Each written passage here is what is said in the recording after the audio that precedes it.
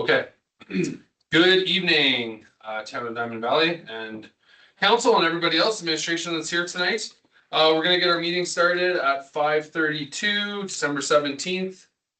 Final meeting of 2025, so that's great. In the spirit of reconciliation, the Town of Diamond Valley acknowledges and pays tribute to the traditional territories of the peoples of Treaty 7, which includes the Blackfoot Confederacy, comprised of the Siksika, the Piikani, and the Kainai First Nations, the Dene of Tsuut'ina, and the Stoney Nakoda, including Chiniki, Bearspaw, and Good Stoney First Nations, and the Métis Nation of Alberta. Thank you for being here, whether it's online or in person. Just a friendly reminder, just put our phones to vibrate or silent, which would be great.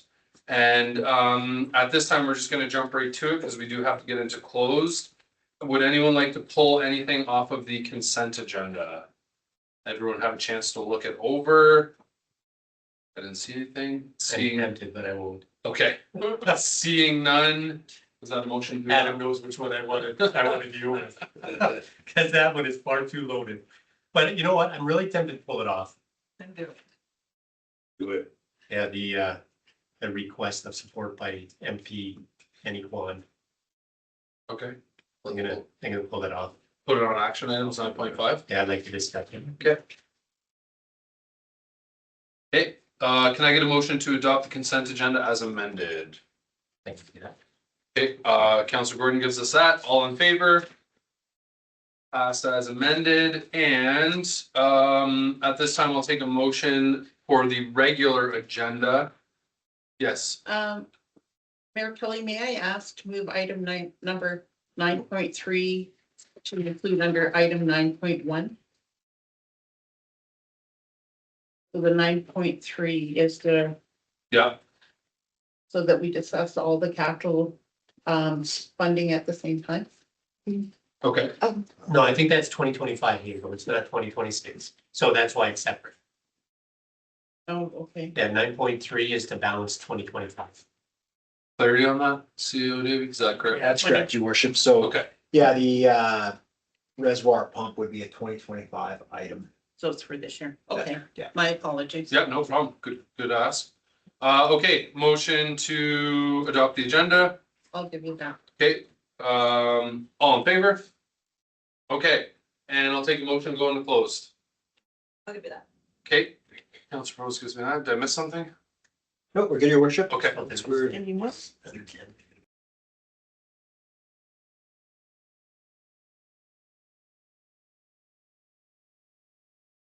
Call the meeting back to order at 6:04. Thanks for the patience. We just came at a close, just in regards to personal matters, and we are gonna get right back on track here.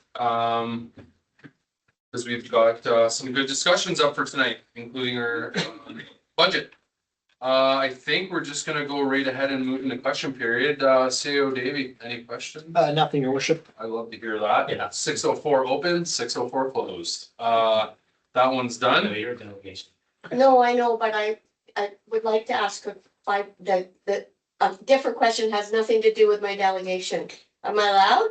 No. Is it the 5-question period? No, that's okay. Okay, yeah, you're supposed to put it in by lunch of the day of. Oh, I believe it's lunch, right? you actually put it, 1 p.m. no worries then. Okay, It's all good. but, Has nothing to do with my delegation. okay, I'm still I'll gonna do it next time. ask you to come up and we've got you up for delegation right now, Pam, so if you Okay. want to come up. Yeah, come on up. Apologies, I'm under the weather, so I'm not gonna take my toque off or jackets or anything. Majority of you probably know, I'm Pam Licken. I own Fire Dogs Breweries. I've been in town for 7.5 years, actually. And there's a little bit, the title of, what it is about is a little bit incorrect. And, that's probably how I conveyed it in my email. So anyways, the title should have been my request to adopt the events bylaw. TV, LUB, whatever it is, 4.1, blah, blah, blah, to Black Diamond. Black Diamond's bylaws does not have an event portion in it, Turner Valley does. So to give context to this, I had a meeting last September or October. I can't remember exactly. I requested a meeting with Denise and Monique because Monique in the past had been kind of like the event person that you always, I know her role has changed a little now. And that's when I discovered we are still operating with 2 separate binders. So I was told by Denise that because Black Diamond does not have an event bylaw, the only way I could take over the Canada Day Music Festival as one of the things that the town used to participate in. And then I don't know how many years, it was before I think any of your time, but Kelly Tuck was there and Charlene Brown, they also did a beer festival. And I'm looking to create those events for the community again. So I was going for seeking what roadblocks am I going to be up against? And sure enough, the list was quite long and costly, and it wasn't even feasible.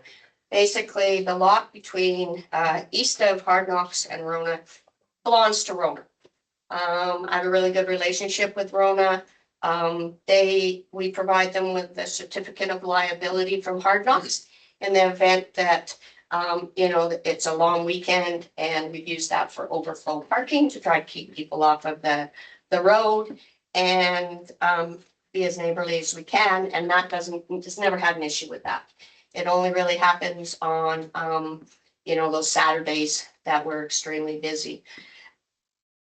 In order to use that lot per Black Diamond's bylaws, Denise said I would have to put in a request to change the land use of that from an open lot to recreation, because that was the only area she could find in Black Diamond bylaws to fit it in. Oh, well, we could put it in recreation. Yeah, because that's indoor, outdoor. And I said, well, we're not doing structures. Well, you have to have a, roadway in and look at service. And I said, well, that was like an $8,000 fee. And I said, Denise, we're talking about a music festival where people bring their lawn chairs and sit, and we use half of that 1 acre to have the music and whatever, plus obviously all of what Hard Knocks already exists. And she said, well, you'll still have to do a request for a land use bylaw. And in order to do that, you'll have to get the owner of the lot to sign off on that. Well, I said, well, then it's dead. And then Monique came up and she said, well, Turner Valley has a special events bylaw that allow a non-residential business to hold up to 8 events a year by just, putting in your special events like permit. So anyone in Turner Valley, no problem. Anyone in Black Diamond, start forking out money and change a lot into, changing the land use. Personally, I think it's absolutely ludicrous. And I don't understand that. I was also told that, well, this bylaw will be looked at. And when you start merging the 2 binders, lack of a better word, and she said, but you might have to wait a couple of years before that happens. And so my request to council is make it happen now, because I bring a lot of traffic to this community. We're growing every year, and a good example of the tourist traffic we bring to this town is last year, summer was amazing, right? Super hot. This summer, we had 6 weeks of rain. It was a real challenge as a business, and we are still up 20% on our revenues just for our tap room. We're not speaking about our brewery and distribution. And we've Alberta Tourism supports us, Travel Alberta. We were fortunate to get the grant that built the pergola and the little amphitheater we have. And they are, totally behind us because they see the benefit of what Hard Knocks Brewery has done for this community. And that's all I'm asking. I just want the same privilege as whether it's Far or the Irish Pub or, the garden store. I want to be able to hold up to 8 events, and I'm looking at taking 2 events where I would utilize that lot. And that would be the music festival and beer festival. The lot could also be used, like right now, we don't have a winter festival example. We have Light Up, which is fantastic. But hey, if we get a ton of snow, I'd love to be able to throw a little event together in 2 weeks and say, hey, come and bring up your kids and let's do a, snowman competition. This isn't all about Hard Knocks benefiting and making revenue. This is about what we love to do for the community as whole. We're family friendly, we're dog friendly. That's never going to change. We're never going to be a bar. That very rarely do we ever stay open till midnight. On an event like the music festival, we might, but generally, we're closed at 9, maybe 10 on events and during the week, but we're open 7 days a week and we suffer through like every other business in the winter. But it's all about sustaining what we have built to date, and we've done it organically. And the tourism just keeps building and coming. And we meet thousands and thousands and thousands of people from around the world. And they come here, they've come to Diamond Valley. We had no idea about this little town. Hey, well, go check out the shops, etc. So that's pretty much in a nutshell. Feel free to ask me more questions about further details. It was an 1.5-hour meeting that I had with Denise, so I was, and Monique, and I was very happy that she gave me that time. But it was all about that binder, and that binder has caused Hard Knocks a lot of roadblocks along the way, and I'm kind of getting tired of it. Just as I'm outside voice. Okay. And I'm sick, so that's probably why I'm using that outside voice. Thanks. We've been briefed a little bit on this, and we do have a couple, like we are doing our land use bylaw, not amendment, we're redoing it. We're putting it out to tender in the new year.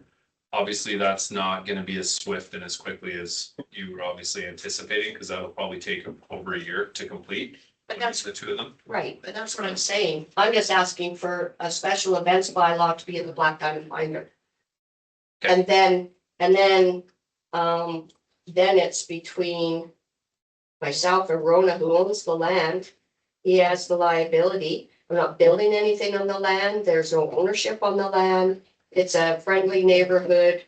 Can I use your parking lot for this event? Right. Type concept, which, I'm not blocking roads off.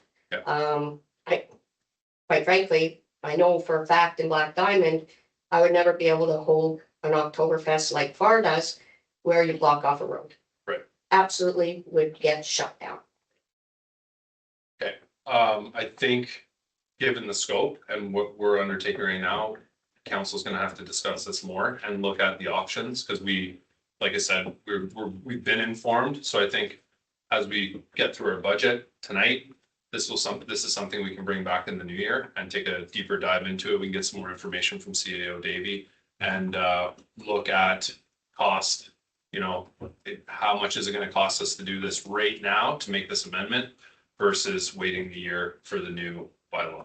Is it an amendment or is it just an adoption of the special? Well, I'll have to lean on CAO Davey, but we'd have to have a public hearing. Correct, your worship. Yeah. It's still a minimum 3 to 4 months. I understand frustration. Yeah, And you said I do too. right? Especially having 2 separate ones, but you can't waive the law. Yeah. Okay, so here's a question for you. As you know, we're very busy in the summertime. And we have a Canada Day event. I was just looking to grow that so that it could be more community and not just all, the amount that we could hold. So like, we don't even have in Black Diamond not that I'm aware of, a way to request a special event. And so, now I could take it off of, say, okay, we're not having it at Verona. I'll go have it where everyone has it at the land that the church is looking at, that's in the Mhm. community, in Riverwood there. Mhm. And that would be okay. But that land, my understanding, was originally designated as hold it for potential school development or something down the road. Yeah, municipal reserve. Okay, yet when the town had the music festivals, it was held on that land. But that land, by the bylaw for that land use is not events. So what is the difference? Fundraisers, Pardon me? fundraiser makes a big difference. Right, and joining, businesses, have them come out and do it. I don't know if anyone was on this council when I brought forward, maybe you were, Brendan, when I brought forward the cornhole Yeah. Guinness Book of World Yeah. Records thing. Yeah. And I wasn't doing that at Hard Knocks, so I had everything lined up and it got squashed. Oh, you don't have enough time. Seriously? I worked on this 6 months. I have Guinness behind us and it'll put Diamond Valley on the map with everything I had. So I just feel like, what? It's a town. Now, if the town had chosen to do that and put it up on that land, it probably would have happened. Yeah. So those are my arguments. Okay. Of the pros and cons and what I see that happens and then the obstacles that I face. Yeah. So if the town said, yeah, Pam, take on the music festival, but you can't do it at your place, okay, well, but you can do it at that, open part in Riverwood, I would say, no, thank you. And the reason for that is because majority of them, they're not intimate, they're wide open space. You don't get the drive-by, tourists don't know about it, you're not benefiting the town from the tourism perspective. Yeah. I just want to help that, I want to be a part of the community tourism and I believe we've proven that in the last 7.5 years that we contribute to that in a big way. Okay, well, if you leave it with us. Yeah. We'll make a note to respond to you early next year, first quarter, I would assume, if we can Yeah, no have problem. a discussion about it as a council, and we'll give planning an opportunity to dive into it a little bit deeply so that we can get some. If there's a cheap, quick way to do it, we'd love to support you and do it. I don't know if that's I don't know if that's possible. I'll wait to hear from planning on that. But we certainly appreciate and understand that it's a frustrating process. We've gone through amalgamation 2 years ago. We had to get through the MDP before we jumped onto the our land use bylaws. Yeah. So certainly appreciate the patience. I know that's not the answer you're looking Well, for. and again, I'm looking at, the land use bylaw came up in my discussion with Denise, and I'm like, why would I have to do that? I just want to host a special event. Yeah. Just like Turner Valley can do. Yeah. And another reason why I'm bringing it forward now is just because there is an opportunity to be able to get a Travel Alberta grant to help with it, to make it pretty special for the town. Okay. And I don't know when their deadline is, but that's why I'm bringing it forward now and not in the new year. I thought, I know things take time, so I just wanted to bring it forward as quickly as possible. Well, I think it would be prudent for us to look at it as quickly as possible and get back to you as quick as we can. Thank you very much. Thank you, Pam. Thank you. Drive safe, I'm not feel going, better. I'm not going yet. You can stick around. I'll stick around for a Okay. bit. Thank you, everyone. Yes, no problems. Okay, no motions coming out. You don't want a timeline? You can get us something in the new year. Barely. You want a motion? If you want to give us one. Just for a timeline. Yeah, just council directs administration to review the requirements for meeting this special event request from our community.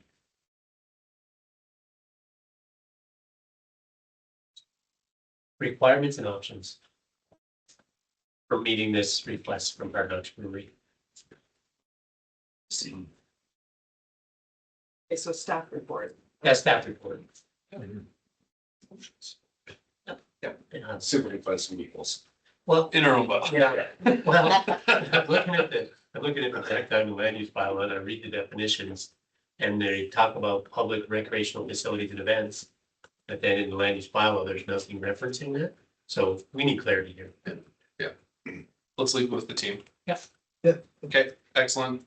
I will wait. Iris and we will vote and then,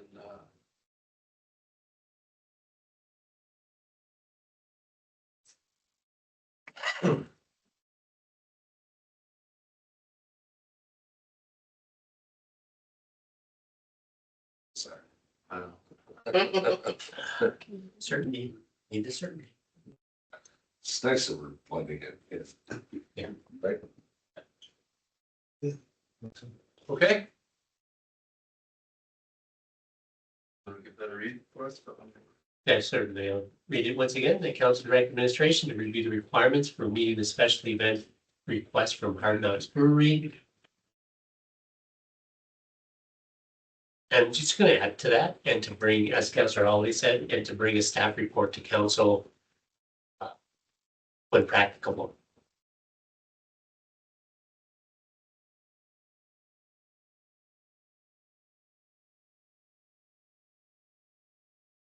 We want to open it up from Hard Knocks Brewery so that if this comes up again, let them. I think it'll No, address it. it'll address it. Yeah, Yeah. yeah, because Good it, point, McCall. Yeah. I think it'll. practicable is a very specific term. I know, it's like you don't hear that in a very common. I've been reading my insurance act too much lately. Actually, I haven't. That's pretty reading. Okay, team, motions on the floor. You've seen it, you've heard it, all in favor? Okay. Excellent, that's carried unanimously. And let's keep rolling. We're gonna move on to bylaws and policies 8.1. This is I can give you the polls notes on this unless Lisa wants to, but you spoke to this at our last meeting. To bring compost into full cost recovery. So just a little bit of context for anyone watching online. We are just a touch under what we need from our residents from the billing cycle. So that we're not using reserves to offset our collection fees. And the tune collectively was just about $15,000. And by raising the collection by $1.55 per cycle, it brings it back into full cost recovery, not full cost recovery, It is. full cost recovery, Yeah. full cost recovery. And so it's all there in the report, but just for anyone watching online, it's not, like former Mayor Crane always used to say, "It's a cup of coffee." That was one of his famous lines. And, again, per billing cycle. And so we'll just leave it at that. If anyone has any questions or comments, of course, you're welcome to bring them forward now. Otherwise, we'll take these motions and move this forward so that we can continue on to budget. So if anyone, Counselor, I'll give you the first okay, motion. please go ahead. If nobody has any comment. They can still ask comments after, even after Okay. you give the motion. That council give bylaw 2025-127. A bylaw to amend bylaw 2025-125. The 2026 rates and fees bylaw, first reading. Questions, comments, fairly straightforward. Okay, all those in favor? That's carried unanimously. I'll take the second. Counselor Bain. That council give bylaw 2025-127 second reading, and I have no further comment. Thank you, Counselor Bain. It's shortest one, smart. All those in favor? And that once again is carried. I will take number 3. Okay, please go ahead. The council agreed to present bylaw 2025-127 for third reading at this meeting. Excellent. Thank you very much, Councilor Holiday. All those in favor? And that too is carried. And I will take third and final number 4 from one of the last 3 that haven't given me one yet. Oh, Councilor Bain jumps on it again. Please go ahead. The council give bylaw 2025-127, a bylaw to amend bylaw 2025-125, the 2026 rates and fee laws bylaw and fees bylaw, third and final reading. And I have no further comment. Thank you, Councilor Bain. Final say? All those in favor? And that too is carried unanimously. Perfect. Thank you very much, Lisa, for putting that together for us. As always. Okay, let's move to action items. Number 9. Just bring this up here. So this is the second draft. And it's all here. I'm gonna open the floor up to council, and this again is the 5-year forecast. Councillor Bain, did you have something to start us Yeah, off with? I've got a question about the zero turn mower and the trailer for the skid steer. I did a little bit of quick and dirty research and I couldn't find a zero turn mower, including the commercial varieties, for more than $10,000. And a trailer for skid steer, I couldn't find one for more than $20,000. I'm wondering where these figures came from. Thanks, your worship. I'll pass it through to Lisa and perhaps Craig. I'm gonna let Craig take this one. I got numbers from the department managers. Yeah, so through the chair, Councillor Bain, the quotes that we received for both items were from multiple vendors, so Toro, Kubota. Can't think of the other. Deere, maybe. Yeah, we received some quotes just so we could get an idea of what we're looking for. And the trailer also, you're right, they're probably around the $25,000-$30,000 mark, but with inflation, we always like to make sure that we're not cutting ourselves short when we're making those purchases. And we'll only spend that $40,000 if it's absolutely necessary, but absolutely we don't like to cut ourselves short. If we ask for 20 and the trailer's 28, then we're kind of coming back for more money. Yep, please go ahead. Yeah, my concern with it was when a town puts out a tender, or puts out a request for quotes, there's a tendency, it seems, to look at it and say, oh, town, it costs a lot more. So that's why I did a little bit of research and those were the numbers I found. I'm sure that yes, you will go with the one that's best suited and hopefully the cheapest. Thank you. Yeah, and through the chair, we have a lot of purchasing partnerships that do find us discounts and or municipal discounts, that is, for those purchases. So Thank you. Yeah, it's a good question, Ted. When I was a gym teacher, I'd get the manual for school supplies for the gym. And the same basketball that was at Walmart for $9 was like $29 in that manual because it had school attached to it, right? So I echo your same concerns because we tend to get fleeced sometimes. Thanks, your Please. worship. Thanks, your worship. I should just mention too with capital, we always put the contingency into all of our numbers. Part of that is so the exact cost is not known until it's actually expended. Thank you. Anyone else? Cindy? This Parks trailer keeps frustrating me a little bit because it's like we say it's just gonna be a small one and it's 200,000, but there's talk about selling this one and it's not worth that much and but we don't have a council chamber, so it's like, why don't we just move this over there by the arena and then we kill two birds with one stone. I'm sure they're not appropriate, but we're gonna get asked why we're selling one and buying one for twice as much and then having to find a council chamber. Thanks, your worship. It's a timing issue. So the parks building is, it's no longer usable. So this is a necessity we have to do now. This council chamber, it's up to council how fast we think we can move. I don't think we'll move council chambers in calendar year 26. So if we wanted to wait, I don't have a place to put parks, or likewise, I don't have a place to put council. So realistically, this chamber, you will probably use this for another 12 to 15 months, providing my plan that I will brief council on separately goes forward. Whereas the parks trailer, this will be an ASAP thing. So I'd actually like to get parks moved over before the snow melts and have that park site up for sale shortly thereafter. I understand it's Yeah, ideally, we could have just shifted this trailer over. But I don't see council going anywhere for at least another year. So it's a timing issue. Just to address the pricing difference, that 200,000 includes, Craig, please correct me if I'm wrong, but water, wastewater hookup and fencing. And any sort of Storage. landscaping, storage, so it's not just the trailer, that's why the difference in. It's a turnkey building. Security and their site. Yeah, another way to think of it, your worship, is a new parks building would be Mhm. 7 figures. Going with the lowest cost option imaginable.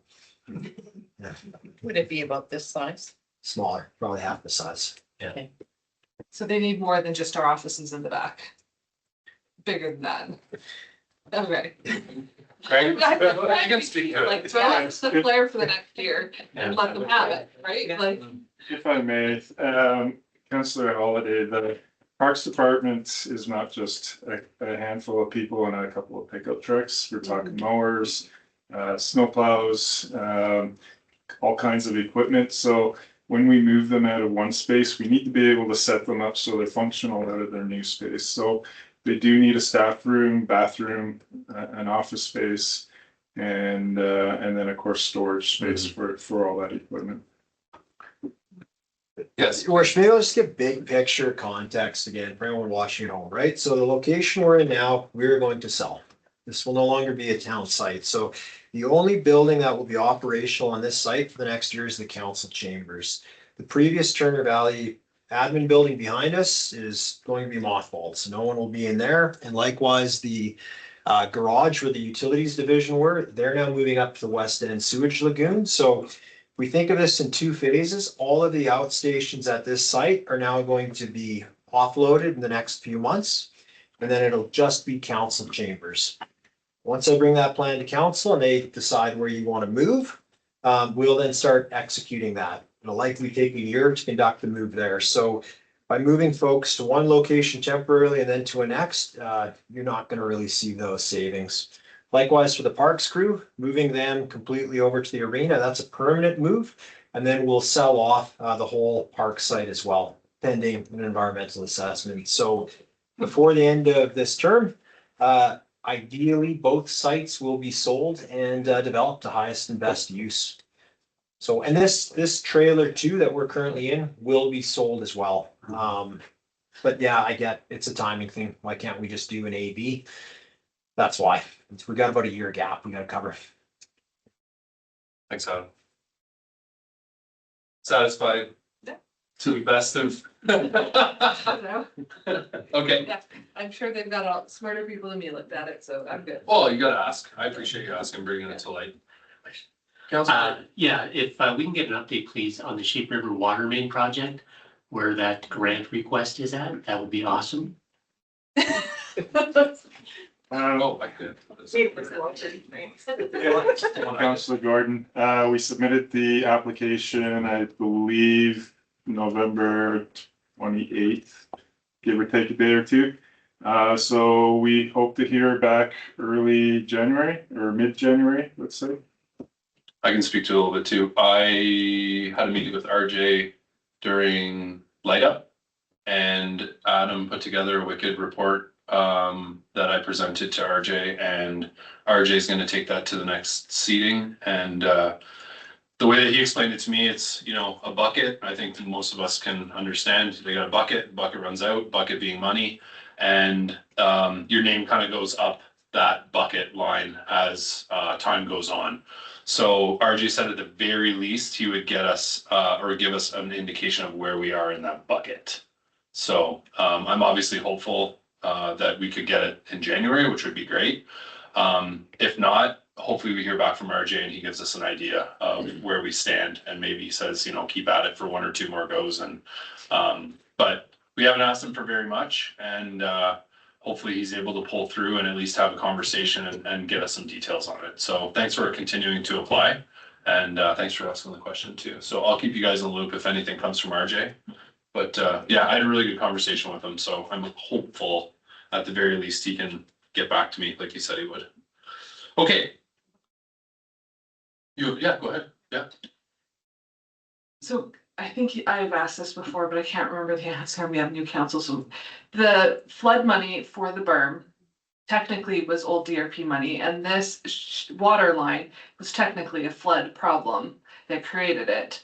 So if that berm doesn't cost as much as we're expecting it, can we not just beg the province to say, can we use the extra towards this project? Because this is totally a flood problem. You're shaking your head now. So, It doesn't hurt to ask, does it not? You don't ask, you don't get. Craig? Counselor Halliday, great question. I've asked the same question. The fellow that's working on the water main grant is sort of the same group of folks that it was or is DRP, I guess. It's been very clearly outlined that that money can only be utilized for the berms. It cannot be used for anything else. And to date, we're struggling to convince the powers that be that those two projects were connected. So in other words, we're struggling to get them to understand that the river scour is what's caused our line to be exposed, and that was because of the 2013 floods. They're just, because we closed the file on the 2013 floods, that's no longer part of the project, or so I'm told. It can't be added to that grant. So frustrating. At least it was sense. Yeah. That's what I have to know. Of course, your worship, yeah, if there's funds remaining, we'll come back to council and we'll look at an advocacy campaign. Because I mean, absolutely, we'll want to use those, right? Yeah. So, never hurts to ask. Okay, another good question. Thank you. Council, further questions?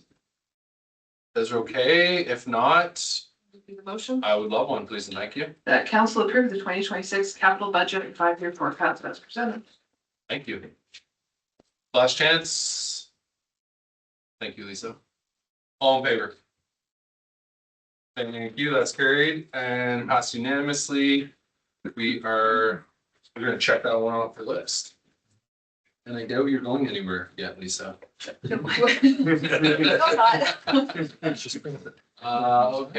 Everything's gonna cost less than when we predict and we'll be okay. Okay, let's move on to 9.2, the 2026 operating budget and the 2027 to 2029 3-year forecast, again, draft number 2. I don't know if you want to present, would you like to walk us through some of this?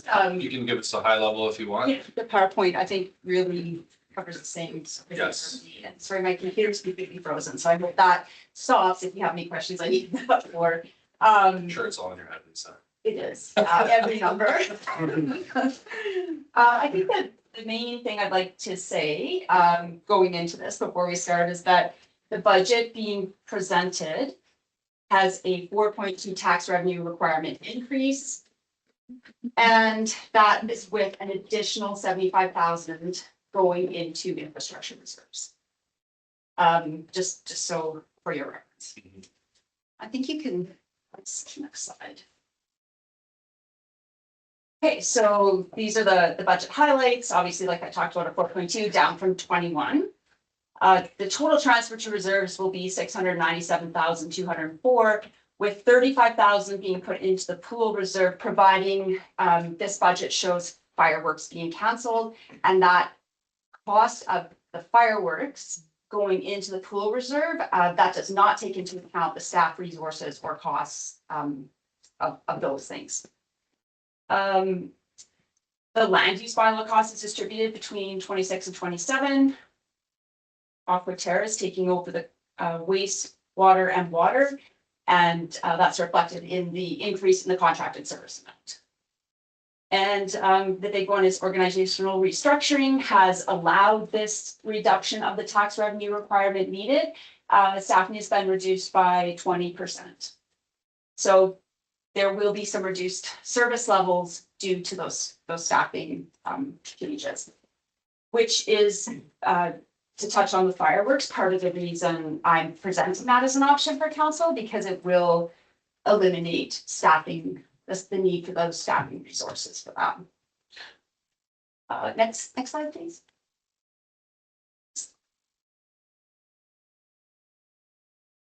Okay, so here is the service level impacts that we are predicting. Obviously, we're not going to fully know the implication of this until the year's done. Closing of the Turner Valley Side Campground, the town will seek a nonprofit management option, but the town will no longer be operating that as a campground. No transit service provided by the town. The Sheep River shuttles are being sold. There will be a reduction in snow clearing, reduction in arena staff, which may cause reduced backup coverage. We're recommending closing of the Turner Valley Side outdoor rink. There are 3 other rinks. And of course, there's an option for a community group to continue operations if they so desire. The Christmas tree curbside collection will be changed to a central drop-off location. Communications will be reduced to only essential town-related information. Again, that I am suggesting the cancellation of the Canada Day fireworks, reallocating those funds to the pool reserve. Special event applications requiring assistance from civic operations may be reduced depending on staffing availability. So if people are requesting barricades put up or certain things around town, that may be reduced. And fewer community programs, events, and outreach. So again, that's about as specific as I can give. We realize that the 20% reduction, there will be service level impacts, and as I said, we'll see the effects of those as the year continues. Next slide, please.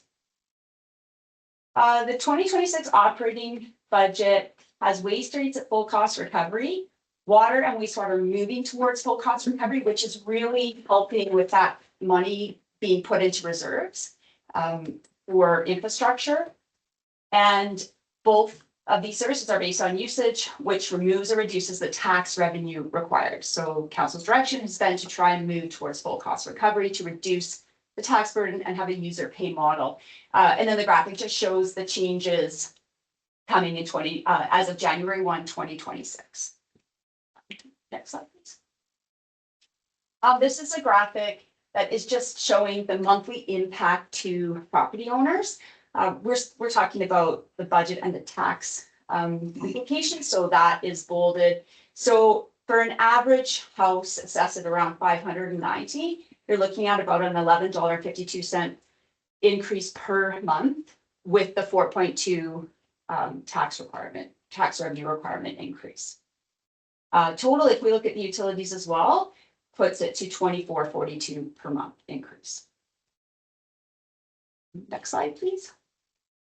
And this is the municipal tax breakdown. You guys have seen this before. It's just kind of showing where their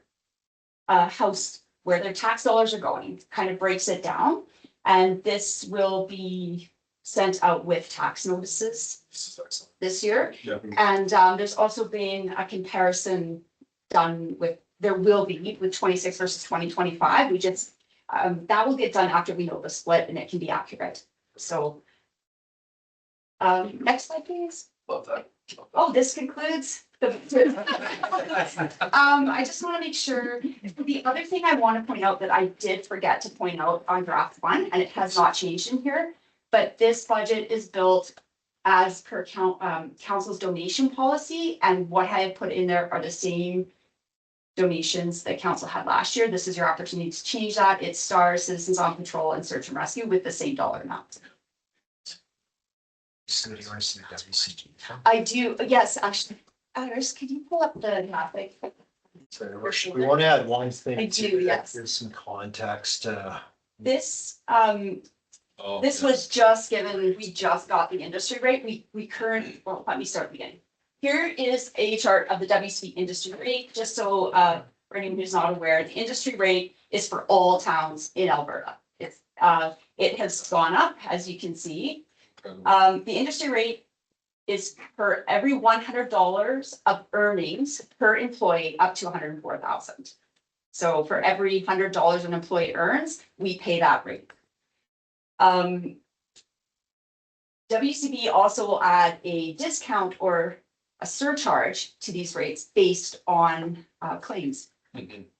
And if you have core, we have core, but due to our claims, we've gone from having, I think it was a 50-something% discount to a 32% surcharge. This graph is showing I took the new industry rate and used the same surcharge. We do not know what our surcharge will be. We do expect to have one. Could it be higher? Potentially. But I just thought this shows some clarity for council and the public on some of the things that we are faced with, the town is faced with our expenses. They are dramatically going up, and this is a very good indication of how much something like WCB has gone up and is completely outside of our control. I think the one thing worth mentioning is, I think this is why we're leaning in more to contracted services, right? And that's Yes. important for the public to know, is that obviously the more employees you have, the more complicated your insurance can be because of long-term disability or stress leave or whatever the claim may be. And teaming up with Craig's good work with Aquaterra, that relieves some stress. Now, we're not going to see a reduction immediately, but I think that hopefully we get some more stability as we continue to look more at contracted services so that we can kind of get a handle on this again, because it's been out of control since COVID. Well, and the other thing that happens is, so with our claims, regardless of, I mean, obviously we know some jobs are riskier than others, but that rate hits every employee. So your person in admin we're being charged the same rate as somebody doing something outdoors that potentially has higher risk. Who's the safety officer for the town? Teacher. TJ. And now, just for clarification. So Let's talk about it. Yeah, I should say, your worship, but with health and safety, again, just keep in mind, we scored a 94%. It's near perfect, right? But one claim with staff of our size will drastically change things. And some of these claims simply outside of our risk management perspective, right? I mean, how do you control for psychological OH&S? Very different. So what you're seeing there that's not unique to Diamond Valley. That's unique to anyone in any management field today. 100%. Again, we've been proactive with, I think it's worth mentioning, we are, and especially administration you've made some really good suggestions getting into more contracted services. Because that will definitely help with the bleeding. Yeah, that's right, your worship. Part of the thought behind contracted services, because it's not just finance that we have to look at, we have to look at risk management too, right? So contract it out, you build greater depth and reserves to look after those critical things like wastewater, which we certainly, we just could not do in-house before, so. Yeah. We can. Anything else? Or you just wanted to bring that up? Yeah, I just wanted, Yeah, I because appreciate we just got it, it couldn't be published. I think I got the rates yesterday, so I created this today, but Well, I again, think, you look at that number, 2023 coming out of COVID, and yeah. you look at that line. Yeah. So this is just one example of the many cost increases the town is faced with. Well, yeah, we spoke last time about our electricity bill, Yes, Well, that's 30-something% increase, like off the top of my head, I think it's 30. yeah, almost $400,000. Yeah. Yeah. Yeah, okay, council. Lisa is here for you. Hazel. Just a quick question. Are we seeing any more WCB claims since amalgamation as opposed to separate towns? I know we have more staff. Yeah, I'll kind of tell your worship, it's. Could you have a weak correlation? Maybe, but it wouldn't be. You'd just be pulling a guess out of a hat, right? I think generally, so what happened in COVID is, so it's peak retirement years, 22 to 2025. So we have an aging workforce, out of COVID, yeah, you're seeing a lot more mental health issues. Those are all WCB claims. And I think if you compared us to healthcare, education, or any big corporation, you'd see the exact same trend line.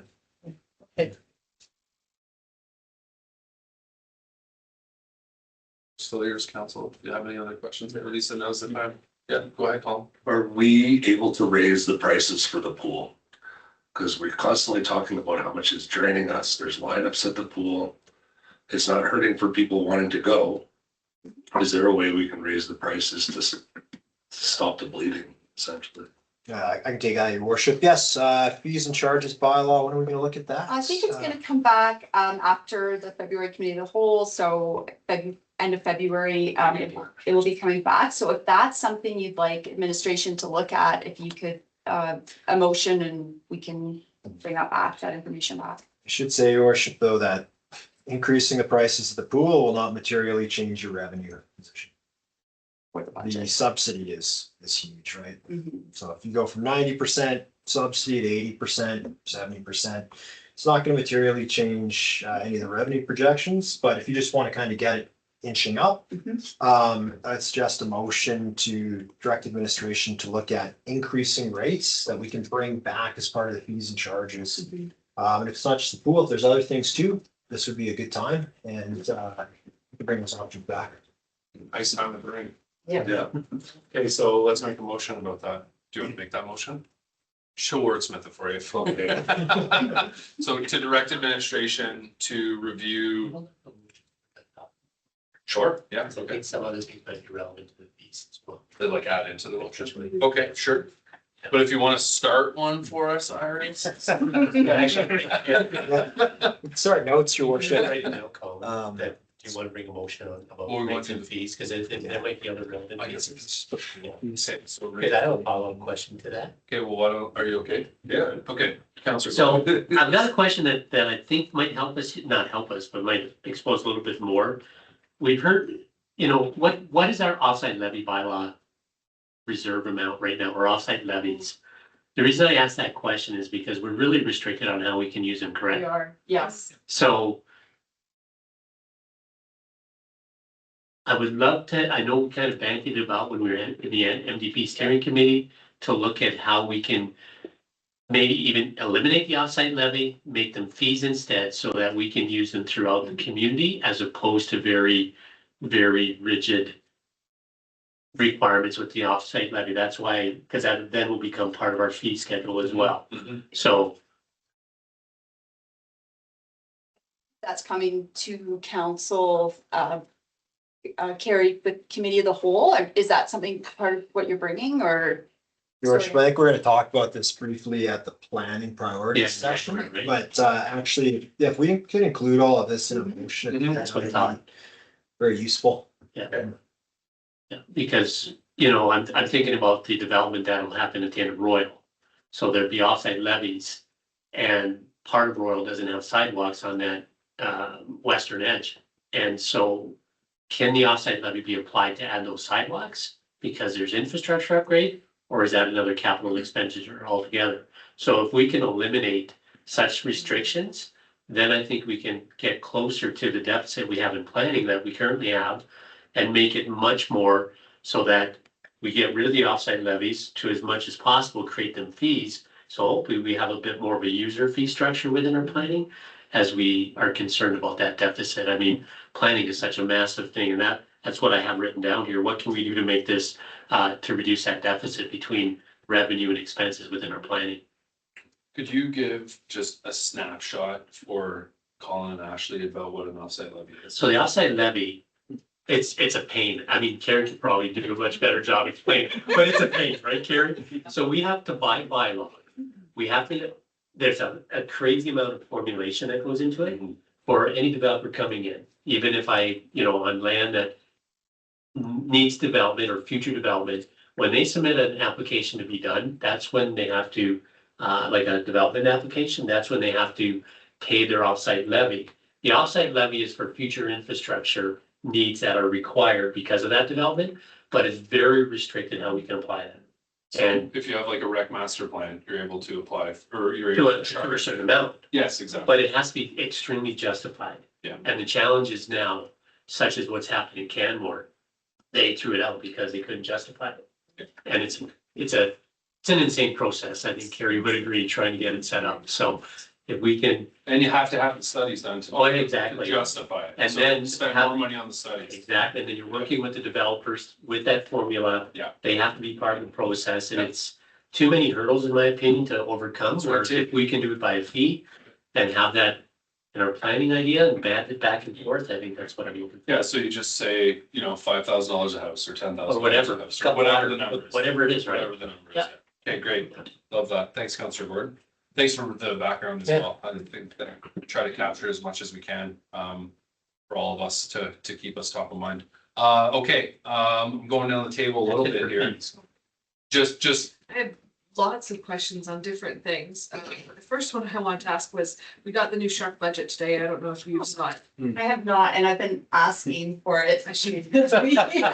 I saw Adam on it, and then I'm like, oh yeah, they have it, and then I Oh, didn't. yeah, I'm sure people send it to me. Okay, but it's looking like a decrease. Oh, is it? Yes. Okay, that's fantastic. I have reached out to the county several times to inquire about that. Okay. So, Oh, it is. That's tomorrow. yeah, that's great because, I took this year's amount and added an increase. So in this budget, because I did not have the actuals for Shrek. But what I would suggest, rather than changing that number, just leave it and Just leave put it. that money into reserves for water. Well, the reason why I'm interested, and I don't want to derail the whole budget process, is when you came up with that receipt idea. Yes. There is still an amount for water and sewer. Yes, And garbage, even though we're preaching full cost recovery, we still put it on there, and then somebody looks at that and they're like, oh, that's hardly anything to provide that. Yeah, So it's a little bit misleading, because most of it is expensed through utilities. But I'm just wondering, is that like the full amount that's left that we're trying? yes. It almost lines up like it's like $15 a month, that if we just went full cost recovery, we'd have a 0% tax increase, and that's a whole lot easier to explain. Oh. Then, you know what I mean? Like, the numbers are looking like they're close, and then it'll change a little bit with what it is. Yeah, I mean, that reduction is, well, It's just an idea that I don't want to throw because it's a last minute change, but to me, it's like we're so close, and the thing that you said the other meeting right before we got reelected was that the reason why getting full cost recovery on utilities was so important is because we have big users like the hospital and the schools that we're subsidizing through property taxes. And so that's why getting there quicker. Remember the big conversation? And that was just something that finally like clicked on me. As to why we're doing what we're doing. And it's like, we're just so close. Like, I still thought that we had a lot more to go. And that's why I was wondering about that number. It's like $160 in the tax bill on the average house. yes, and so that's exactly what that is. That's what this budget is predicting will be offset by tax revenue. Mhm. As I said before, I have somewhat of a hesitation on the wastewater part just because of, the new upgrade. But I have looked at those numbers pretty closely recently. I would suggest that when we bring them back in September, that, like even a motion coming out of this, that you can direct to see what is it gonna be actually at full cost versus a 3-year plan, or, because, how many more years do we have left? Like 2 to 3 more years? yeah. We could just accelerate it next fall and just go right. Well, no, I was just saying, like, between now and May, when we set our bylaw, we can still make some changes, I would think. Yeah. we can. Right? Your tax bill? Because we're gonna if we pass this tonight, and then we find out that our utilities are actually a bit less from Shrek, and can we play with our mill rate if we decide to sell utilities? Or are we bound by what we're saying in this? You could always have a Budget motion, amendment. but I really strongly would encourage council to wait, just because of the lagoon upgrade. That is such an unknown, so I would, the other thing I can talk to that is, it's more an operational thing, but through that contract, water and wastewater are one, like Aquaterra is billing us for one together, and then the wastewater treatment plant separately.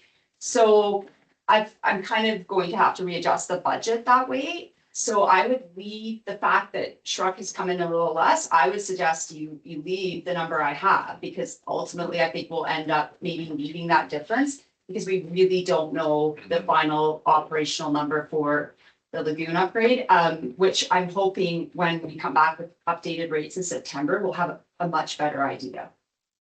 And I mean, yeah, that would be my recommendation. The mill rate's complicated. It takes time. I'd just say, your worship, like any shavings you try to do now, we're going to pay for later. Yeah. So it's sort of like, do you want some short-term gain, which is sort of being our status quo approach, for more of a midterm pain, or shift it a bit. So however higher today's number is, it actually flattens it out moving forward, right? Yeah. So if you get 4.2 this year, that might be slightly less of an increase you next year. If you go down to 3.2, well, It's a bigger increase next Yeah. year. like, it's not like, you saw the 5-year capital plan. You got 12 million bucks of sewage coming up in the next 2 years. 100% agree. Just, let's say 75.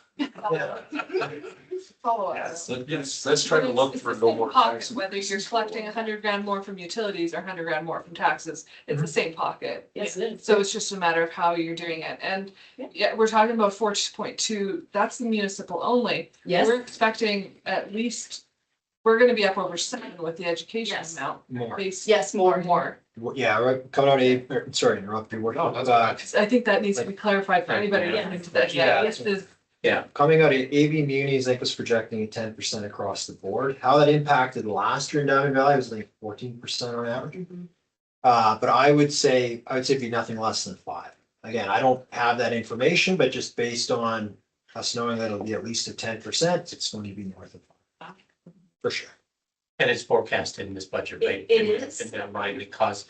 So It if I is. may, because we're talking about that provincial requisition, we have forecasted just under 3.5 or just over 3.5 for this year. Yeah. Is there some way that, because Becky's done a great job on this, Yes. is there some way she Yes, can yeah. include the Thank you. provincial requisition amount there? Oh, absolutely. Because- We actually asked her to Yeah, take it if she- vote just for tonight, Yeah, but okay, yes, but when it goes to our Oh, residents, it 100% Because was done on if I there. look at this, I'm like, great, it's 30, Yes. wait a minute, there's another 20, whatever it is, you know? Absolutely, It's a huge was, event. because when we send those tax notes, it is critical that our residents understand that a large, I would suggest more than half is going to be from the problem, like if they see a 10% increase, right? Yes, I can let you know, I have the new equalized assessments for 2026. I used those assessment numbers with last year's tax rates for the numbers in the budget, the provincial tax rates, and I expect those to go up from what I'm hearing. So this could be less, but that's why I did ask for it to be left off on this for tonight, because I don't have, I mean, it was just an estimate. Yep. But yes, absolutely for the tax notice, we would add that on. So to put a bow on it, the requisition for this year, the estimate is 3.5 million plus change. How accurate is that? Well, like I said, I don't know, the province will set their tax rates when they decide to set their tax rates. They, actually, I think they have until September, but they have been pretty good about getting them out before that.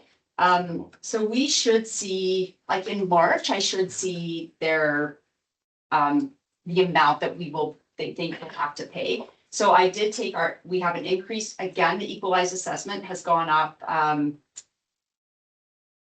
it's over, I want to say around 14%, but please quote me that, I don't have that right in front of me, but I took that equalized assessment and I used the same provincial tax rates for residential and non-residential that they had for last year. That's how I came up with these estimates.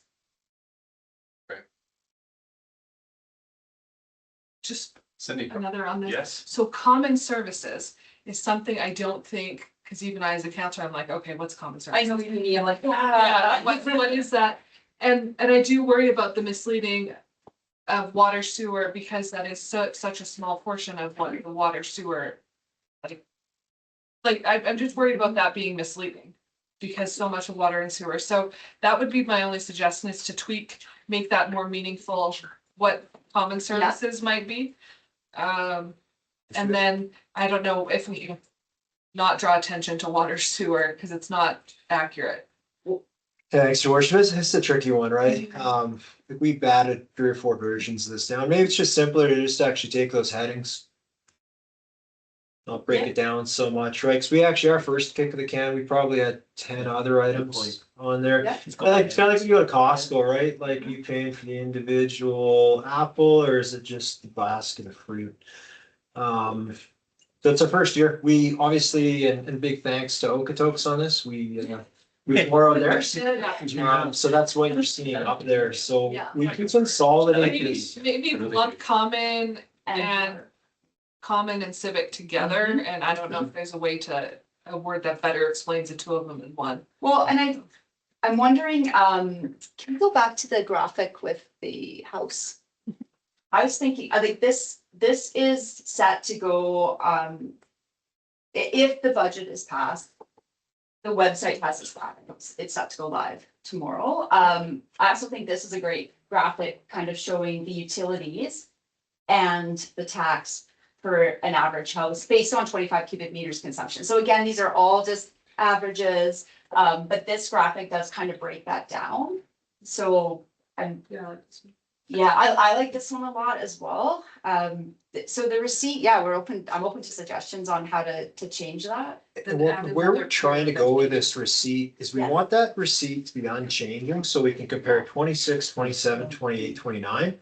Yeah, So you know what I mean? So whatever we kind of decide tonight on those headings, we want to keep them that way so we can do an Yes. apples to apples for next year. That was the difficulty with 25 to 26, because obviously with all of our cuts, we did mass consolidations.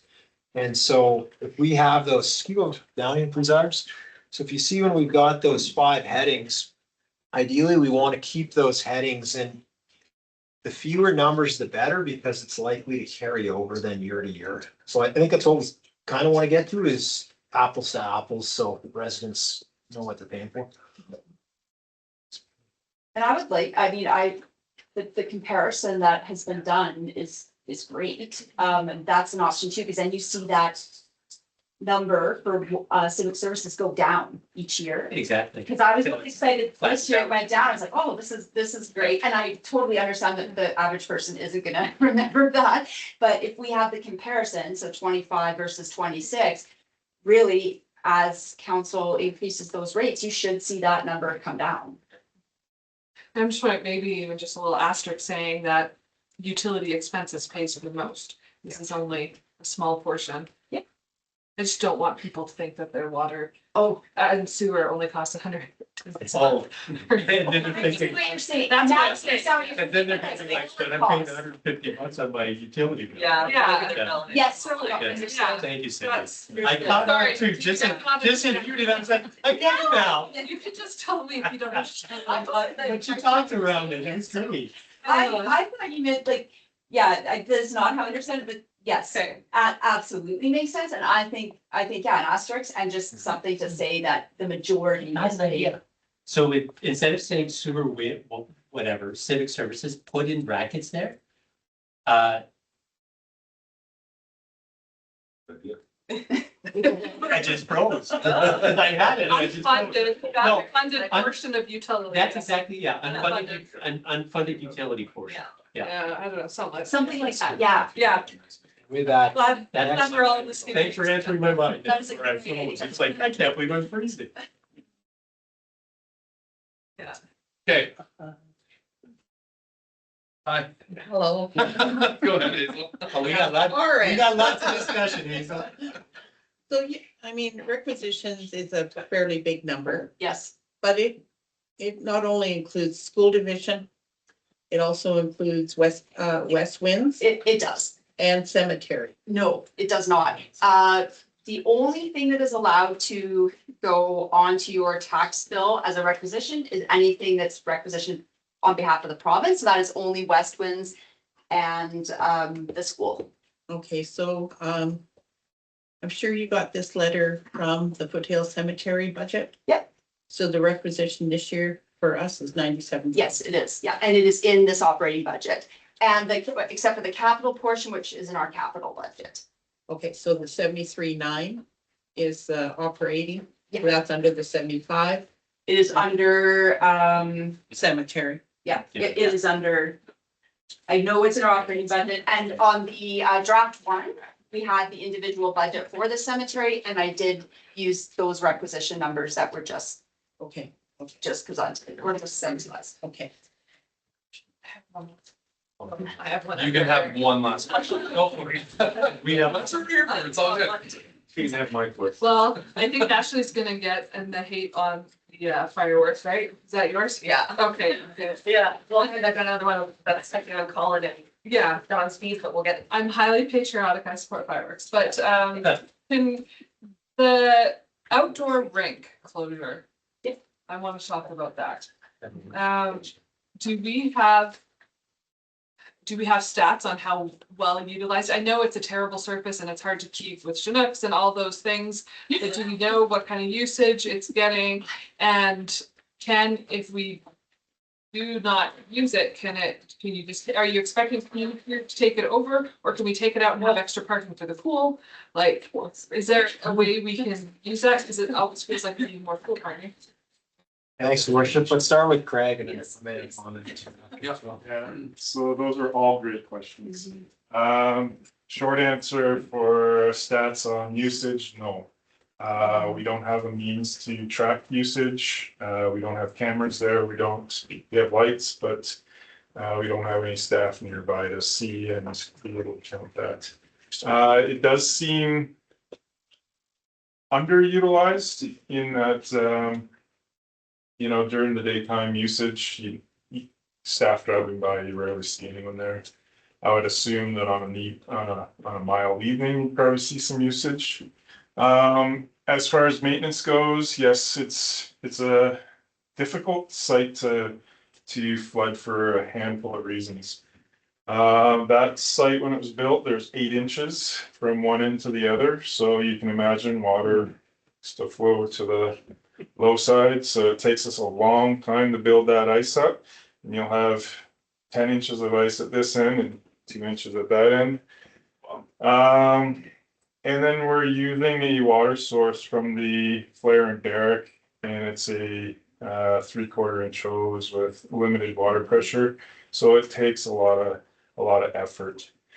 The second part of that maintenance, when we do have cold weather, is driving our equipment over, setting it all up so that we can use it, tearing it all down and putting it all away.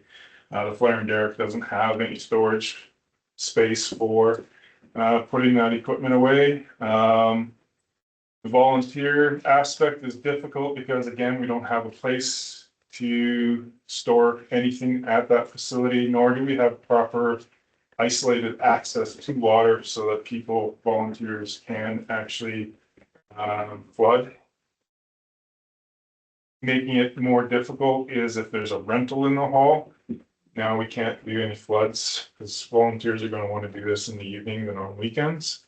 And so you can't have volunteers coming in to utilize the services to flood. So that's the largest challenge for maintenance.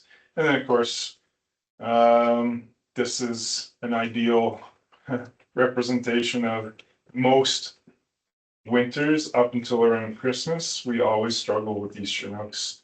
Trying to get that ice we've always just managed to do it by some miracle. Although unless we see a dramatic change in temperature, we couldn't even make ice if we wanted to at the moment. So, anyways. Thanks, Craig. Parking lot. Yeah, It's an option. You could probably sell the boards for quite a bit. Yeah, your worship's back to Craig. Thoughts on parking lot as an option? Yeah, it could be used as a parking lot. You could put basketball hoops, make it a court. Could be any number of outdoor things. It is a really hot space back there, probably because of the boards in some aspect, but it's locked between 3 buildings on a hot sunny day. There's no shade back there. So I know during the summer, it's hard to attract users into that space, and maybe it is the boards that holds that heat in there, but it is a very hot space, so parking would certainly be ideal. Take the boards down, put up a basketball court, that could be another option. Outdoor pickleball, Love it. Councilor Gordon. So on the rink, Colin and I are both members of the Lions, and we actually brought this up last night. And so I'm gonna ask, I won't make the motion until I ask the question. The Lions actually would love to maintain it this year. So, they've offered to do that, and we just need to reach out and do that. So I would have to make a motion directing administration to reach out to Lions and see if they would be willing to operate and maintain the Turner Valley rink. Again, thanks, Councillor Gordon. Yes, if the Lions wanted to maintain it, that's certainly an option. The problem still remains access for water and storage of supplies. Again, we rent that space out, so most rentals happen evenings and weekends. So trying to access and coordinate that access to water is sort of the largest challenge at that with the volunteer aspect. So in other words, your worship, that the Lions could manage it in business hours. Potentially. I don't know. I would think the Lions are challenged with the rink that they already have. I don't think that wasting more water is the idea here. Yeah. We're trying to save taxpayers dollars, and it sounds like this is a lot more work than needs. And if we can utilize better effort into the Lions campground, ice rink, and whoever's using this one could move over to the Lions rink. I just know a lot of kids in my community use it after school. Yeah, the other ones don't have boards either. Yeah, that's why they use it. I see them walking, they got the sticks and their skates, like we used to, like hobos, right? So it actually does get a lot of use. You know, that's, yeah, like the campground rink doesn't allow. Again, like going back to the pool situation, if these are costs associated to our community and there's a lot of people that aren't using them. Yeah. Then maybe we need to look at associating fees to use these facilities. For Potentially. people that are using them, right? So I do have a question on that, because I've been asked this question a few times in the last couple of weeks. If I may, through the chair, and maybe TJ can answer this. The cost involved in getting the rinks ready using the fire department to spray, what's an average, like if you were to estimate the cost involved, what would that be? So, and I appreciate the question through the chair to Councilor Gordon. Just a little bit of context here too. So some of the advantages to how the fire department is able to do some of the work at the Black Diamond Foothills Lions rink is weather's a big part of making the ice and making it successful and having it stick around. Parks and recreation staff aren't working late at night. When you have 45 volunteers who are willing to kind of come out at all hours of the day and night, they're able to come in during optimum prime hours for flooding the ice. They can come in at 8 o'clock at night and dump some loads of water, which is when it's cold, it's going to set. So we actually get far more efficiency when we're trying to make the ice over there. We've definitely encountered many of the same problems. This is my third winter here. Every year it's a struggle at the Lions, especially during this weird season of we'd love to get really good weather. We get 3 or 4 days and all of a sudden we hit plus 14 and all the hard work's gone down the drain. So we do put a lot of time and energy into it.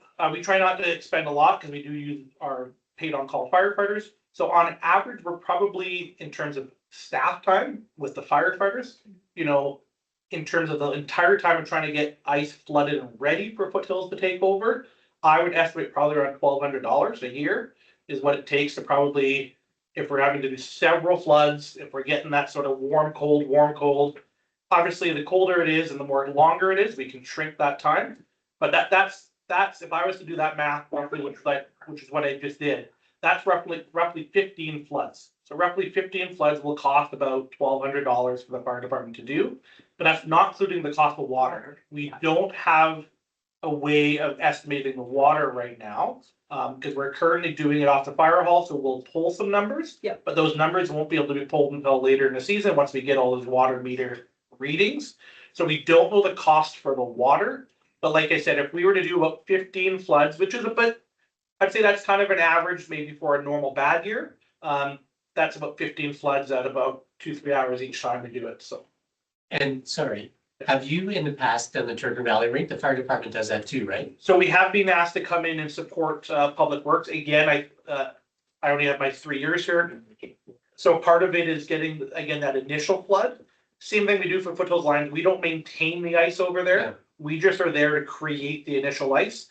To Craig's point with some of the issues of getting the water to settle in there with the deviations there, it can help for us to bring in large amounts of water at one time rather than their small hoses. So we have done that in the past, again, taking advantage of the fact that we can do it later at night. And also just, it's something that Craig didn't necessarily mention, but capacity is a big issue. To have one or two people standing there with a hose for 2 hours is several hours with a small hose. What we Yeah. can do in likely a lot shorter time is an advantage there. But again, there is a cost of that when our firefighters are doing that, because as much as they are community members and they do give their time, they are still paid on call and they get paid for when they do work in the community.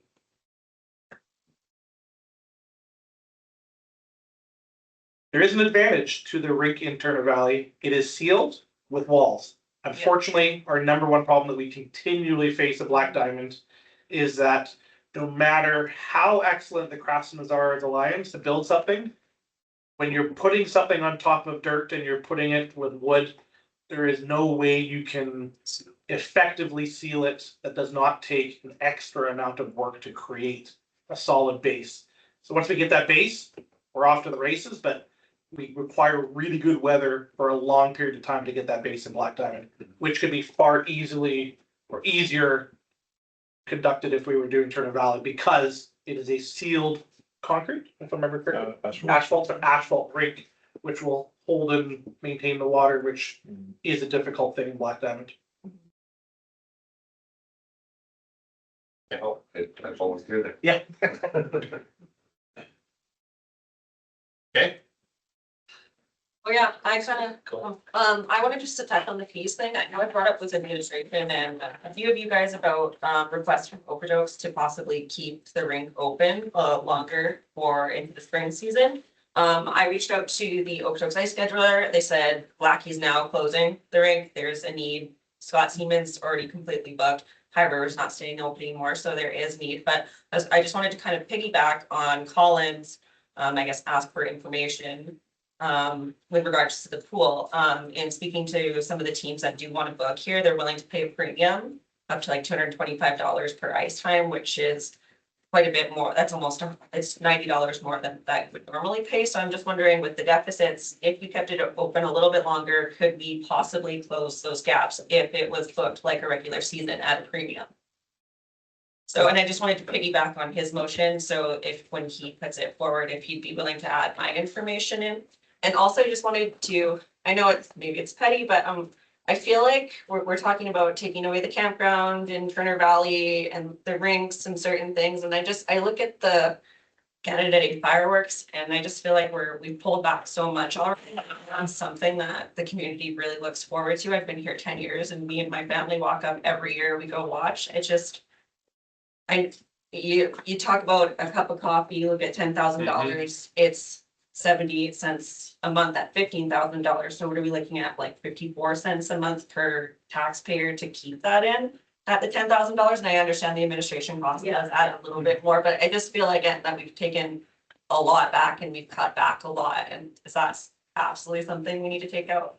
And I'm just putting this discussion to everybody. the Lions take on Canada Day as well, or is it just me? I gotta get that clarity on this Yeah. here. So I reached out to John to see if there was something, but then I want to touch on Pam's point that if somebody does want to take on this event, are they going to be able to get an event license or like a special events license like you're talking about to make something like this happen? That's my only concern, because if it is on the Diamond Valley side, or because there's that 8 special events license over in Turner Valley, do they move it over to Turner Valley if somebody's willing to take it over? And that was also my concern.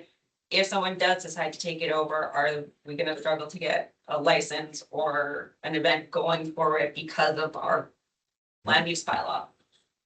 Well, I got questions, your worship. So fireworks, so the 10,000 was, I mean, council can put it back in there. You just thought you want a pool reserve, short about $3 million. So anything will help. Yeah, I won't have a lot of answers on the events. All the staff involved with it were terminated, as council knows. So we're gonna have a gap there we're just not gonna close that gap. In terms of the rink in April, we are gonna bring a report back in January, because we do have a lot of questions on ice use from another user group as well, so we kind of want to hit all of those holistically, but maybe I'll just turn it to Craig to talk about impacts for extending ice into April.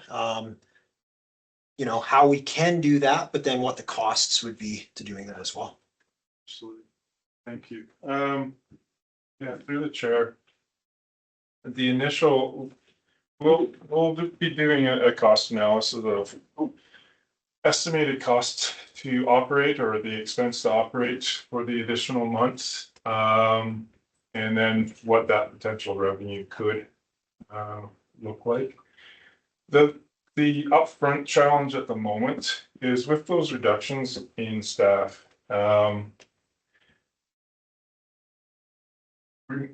Realizing that we open the pool, we need to open the pool a month before the pool actually opens to the public, because we need to clean the pool, fill the pool, balance the chemistry, get the temperatures up to par, train our staff, and then we open the pool.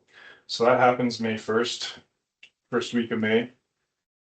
To run the ice for that additional month, it's absolutely possible. We're not limited by capacity as far as the equipment goes. But maintaining that ice through till the end of April now puts our staff in position where we're taking ice out in May, prepping that pad and getting it ready for other user groups. So we have to clean that pad. As you know, we paint the ice, so that stains the pad. We have to clean all that up. We put the lines down for the basketball courts. So that takes us a few weeks. Concurrently, we would be doing the pool and spray park. And then depending on that season, whether the weather is nice or marginal, we're also trying to prep our park season for getting ready for mowing and beds and flowers and all that good stuff. So we're just challenged staff wise. You're trying to close one facility, open two other facilities, and prepare for a whole summer season of park maintenance. And we have limited staff to do so. If I can, your worship, just to Craig, so just clearly, if the arena stayed open in April, what would be the cost impacts to other services? Could the pool open on time, or would we be challenged to do that? We would definitely be challenged to try and do all of those at the same time, especially if we ran into challenges with opening the pool. We can't open the pool until we meet all the Alberta health standards. And sometimes that can be a bit of a go. So yeah, it does challenge our operational abilities to achieve success.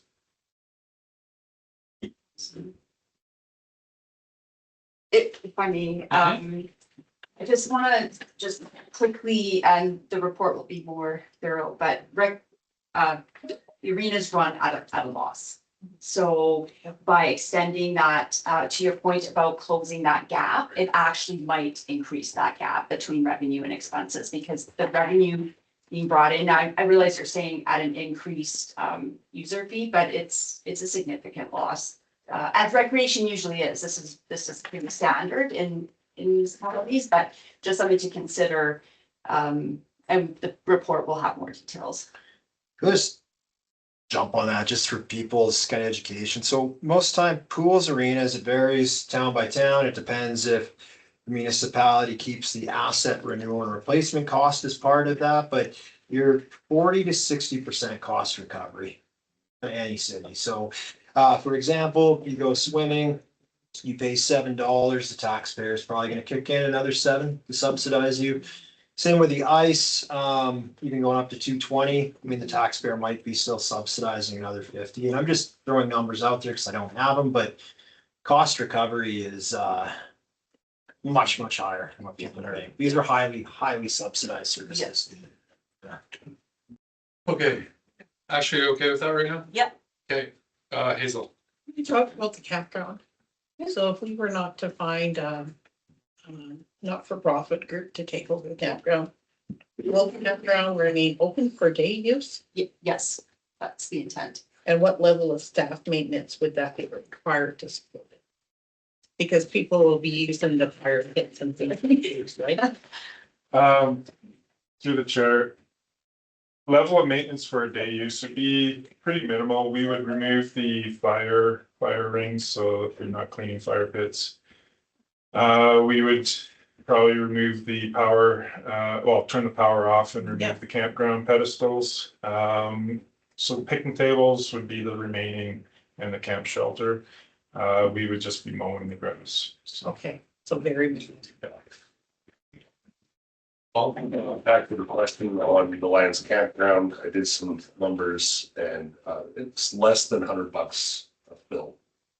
For the time, so if he's going 15 times, to be generous at $100 a flood. The town's spending about 1,500. Yeah, I was roughly about 75 to $80 depending on And the that's pay the, of firefighters, yeah. that's being very generous. So you're under 3K for the whole thing? Yeah. Cause you said 1,200. 1,500. No, It was about 1,200-ish for You the had the T. whole Black Diamond one for 15 fills-ish.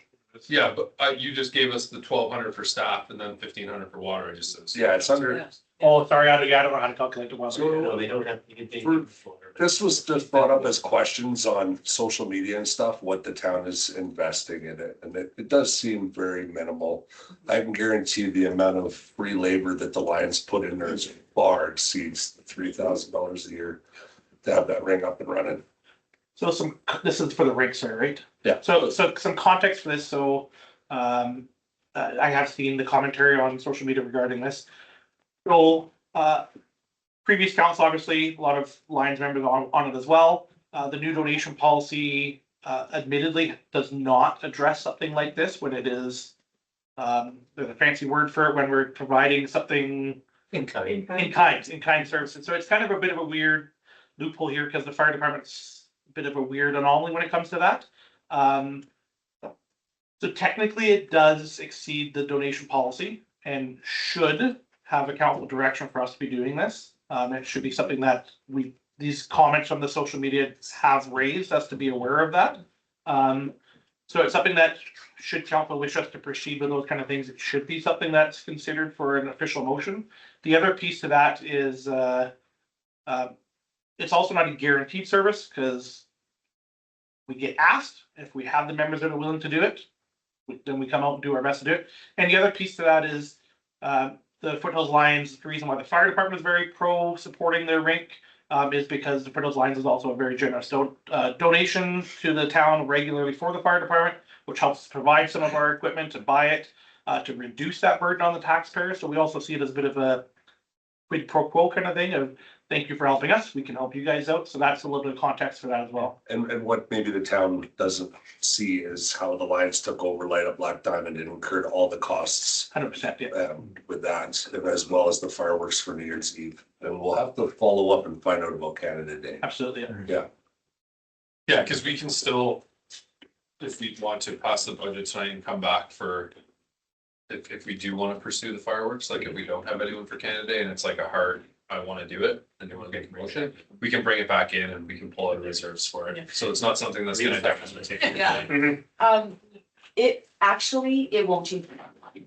So, if you were to want to pass the budget tonight, so I'm just pulling up the motions from the, Yeah, I'll just. it's just, it's the budget amount and the 3-year forecast, and it won't change the bottom line. It was just trying to make it more reasonable for staffing resources, so.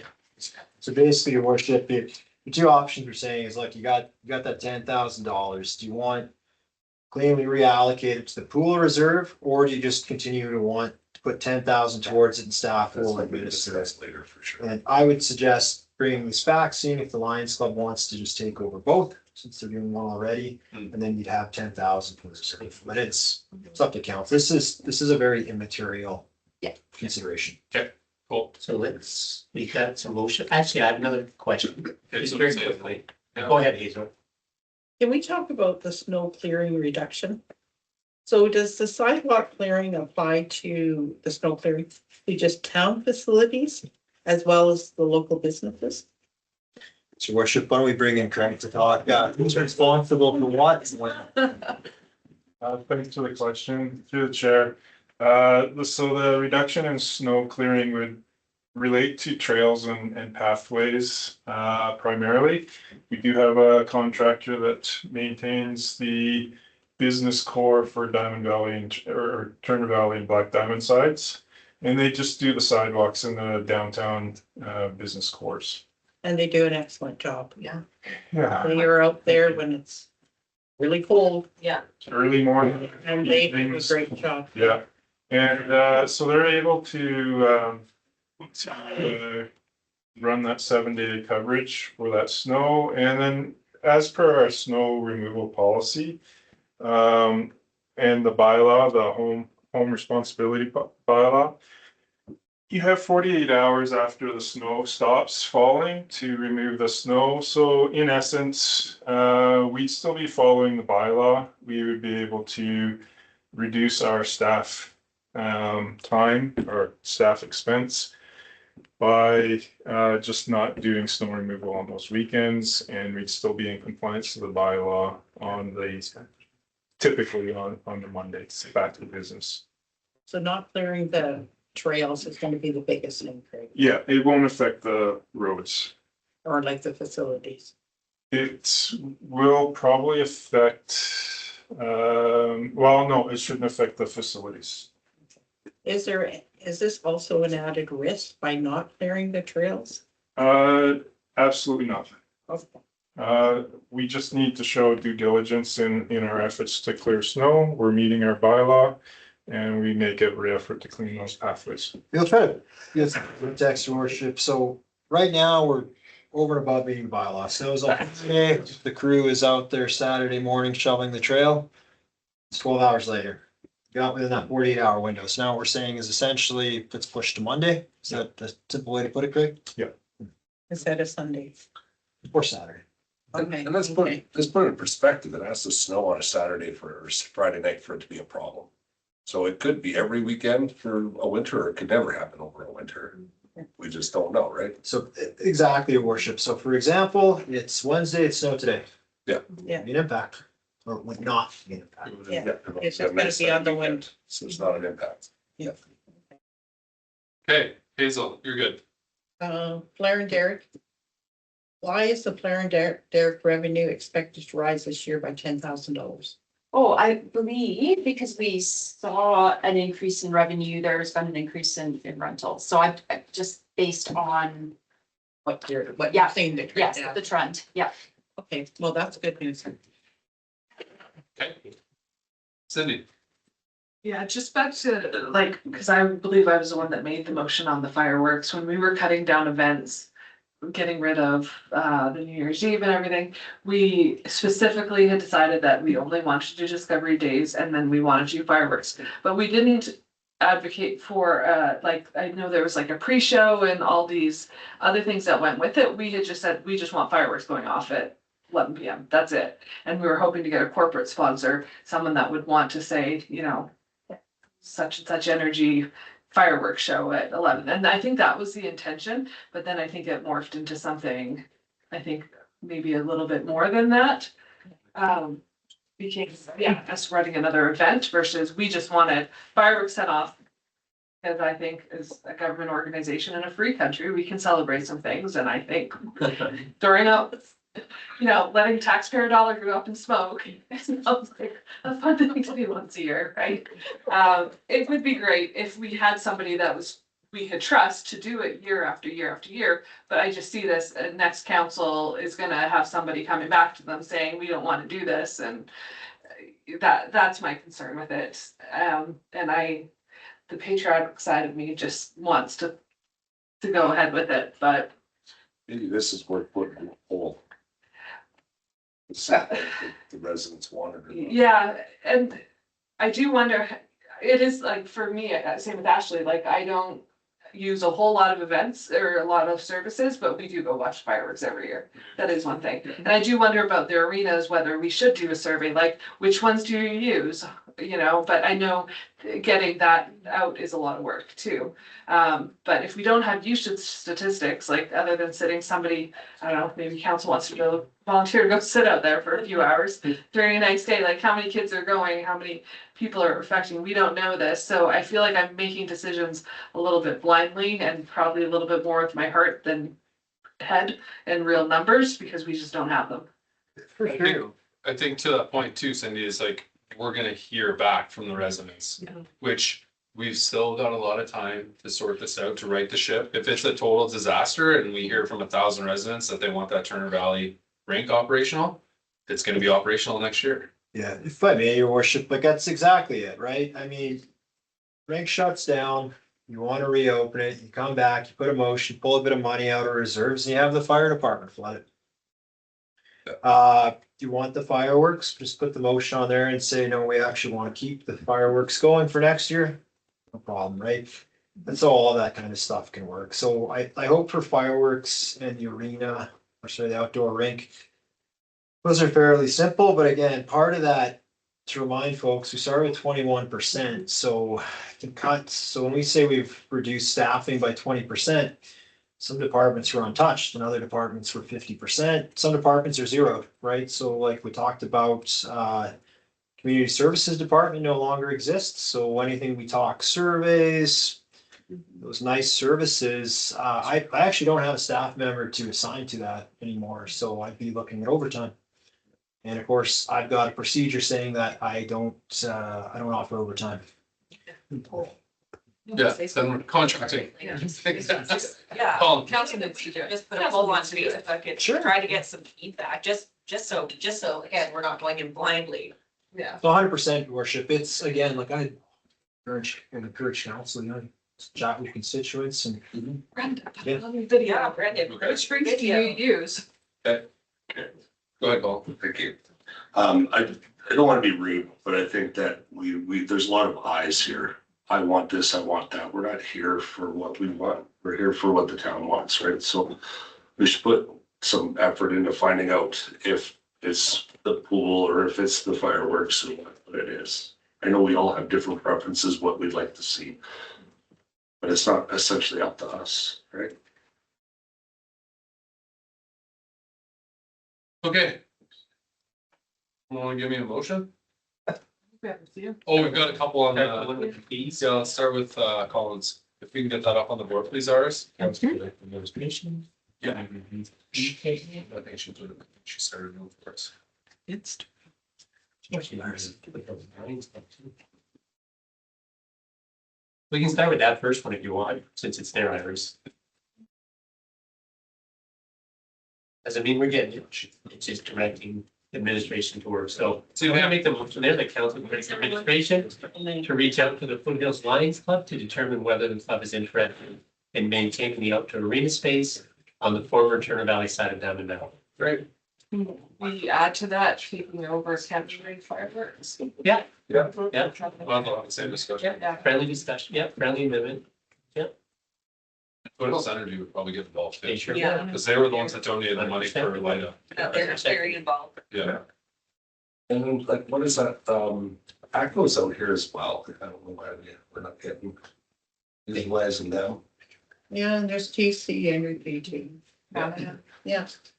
And so even to that point, Colin, if I may, Foothills Lions Club did a great job in reaching out to these organizations and have received quite a substantial funding for our light up. That comment was more to you, because I Yeah. think you and I could Yeah. work with the Lions on We it. sure can. Instead of utilizing our administration to do the digging. Exactly. You got volunteers that love doing that stuff.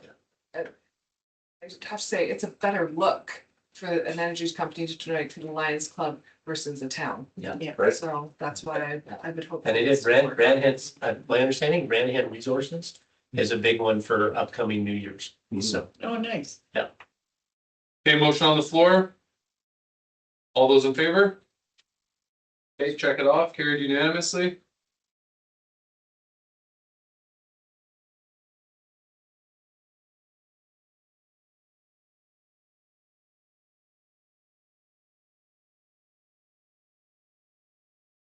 And what do we need to add or discuss to this?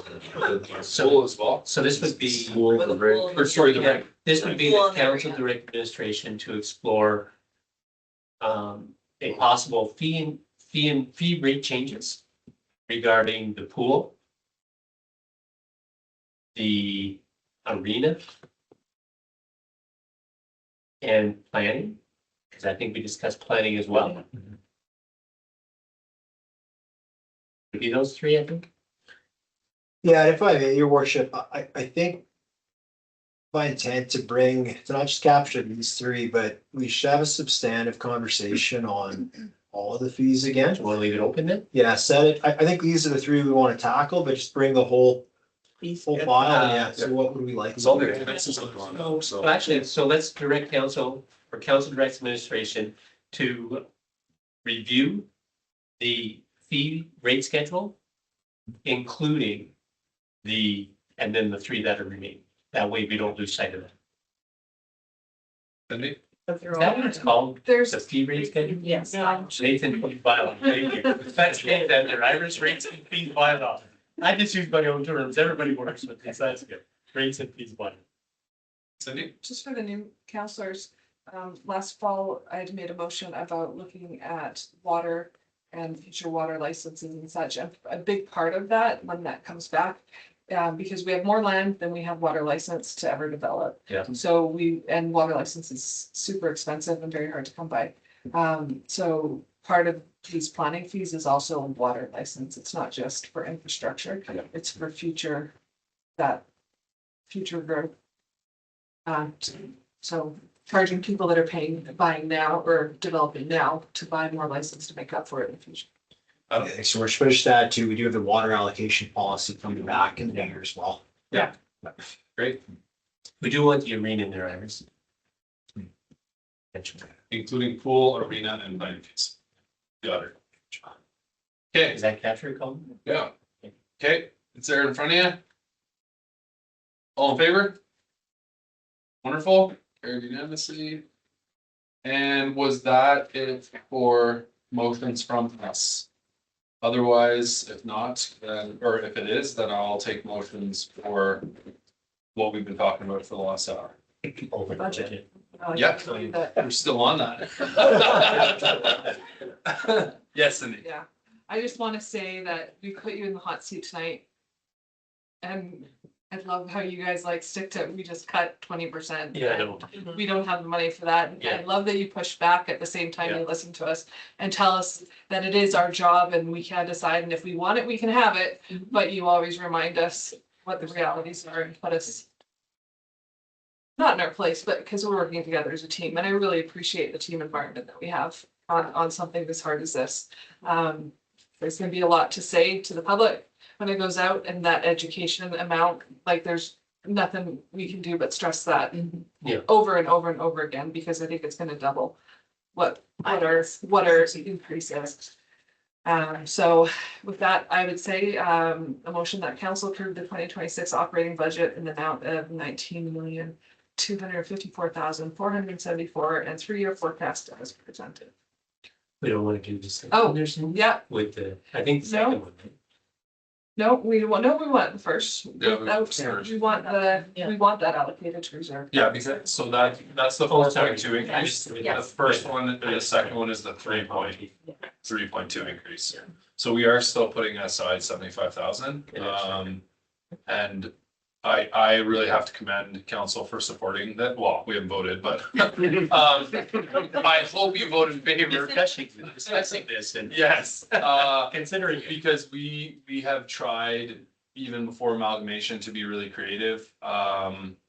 And you know, the lower or the more we trimmed and the lower our increases has only come back and hurt us in future years. I think this is really proactive of us, as well as continuing to implement the water cycles or the bill increases on that. I think we've done a really great job. So thank you, Lisa, and thank you, admin. Adam, awesome job. All those in favor? And that's carried. Okay. We only got a couple more here. Does that make the reserve 772 with the extra 75 or still No. 697? Yes, the 697 includes the 75. It also includes that 10,000 for pool reserves. Yeah. At the way that this budget is drafted, But that does not mean you can't make those changes. It won't change your water line. And I think that we're really, when we message this out, the reserve amount, plus not drawing from reserves, Yes. I think is very critical. I could say to your worship, we will have this up on the website tomorrow. There'll be a media release and talking points out to council. I should just mention too, and thanks council too for those comments. Obviously, administration is here to support. 10 years of doing this is the hardest budget I have seen. This is probably the hardest budget anyone in this room will come across. I mean, to go from 21 to 4% is an incredible achievement. So just well done to everyone. Awesome. Will your messaging also include going to full cost recovery on utilities? There's. It does touch on that. So the graphics you saw tonight are on the website. So it does mention working towards full cost recovery and then that house graphic with the utility increase. I can double check that in the morning and make sure it mentions that. I would also like to mention, if I may, in terms of the provincial requisition, we won't really touch on that until we get actual, but then we absolutely will make sure that the website is updated with that. And that is added onto those graphics and messaged out. No, sounds good. Okay. Thank you, Lisa. 9.3, someone give me a motion. Request to move funds from capital reserves to pay for treated water reservoir pump. Unless someone wants to ask Craig about the cost of said pump, because they looked one up today and found a cheaper one. My mom pumped is only $500 at home hardware. Yeah. That's fine. That council approved the transfer of $20,000 from capital reserve to replace one of the treated water or reservoir pumps. Good practice. Thank you. See you, CJ. Okay, guys, you heard it here. Get her done. All in favor? Perfect. We do. Okay, not yet. Diamond Valley Library Board resolutions. Hazel, you want to give us those? So Ted and I both down. Oh, yeah, we got Ted's on. Yeah, council agrees that representatives of Boston and Company LLP are qualified to review the Diamond Valley Library Board's financial records. Awesome. All those in favor? Good. Ted? The council accept the resignations of Annie Lees and Barb Castell from the Diamond Valley Library Board and direct administration to send a letter of thanks to each for their service to the board. I have no further comment. Awesome. Thank you, Ted. All those in favor? Excellent. Carry on. Are we doing 3 and 4? 3 and 4? Yeah. Yeah. Anyone else, or do you two want to make them? You're welcome to if you like. That council terminate the appointment of Ted Bain as alternate of the Marigold Library System Board representative and appoint Mr. Bain as the Marigold Library System representative for a term effective December 17th, 2025 and expiring December 16th, 2028. Thank you very much. All those in favor? Congratulations, Ted. Mr. Bain. Mr. Bain. Sympathies are in order, and congratulations. Ted, would you like to give us the last one? The council appoint Laura Kendall as the Foothills County Representative, Member at Large, to the Diamond Valley Library Board for a term effective December 17th, 2025 and expiring December 16th, 2028. Nothing further. Thank you very much, Mr. Bain. All those in favor? Yeah. That's carried. Okay. I would be calling the meeting, but we have one more item. New.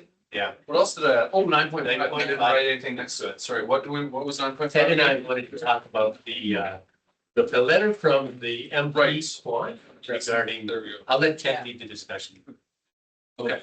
Basically, our policy statement on letters of support, it says that we're proud to support nonprofit organizations, other organizations and individuals with letters of support for various programs, projects and initiatives that contribute to the quality of life in the town or assist in addressing the common needs of residents in the town. I would submit to you that this request for a letter of support doesn't either. Excellent. Well said. So I don't think, do we need a motion on that? No, and just have it deleted from the agenda. Yeah. We could, I mean, we can't do that, but. No. I mean, Leave it from the agenda? well, it would be, because it shouldn't even be accepted, you know, but I guess we have to, right? It's a challenging thing, because it's not, it doesn't, you know, it's nice to get.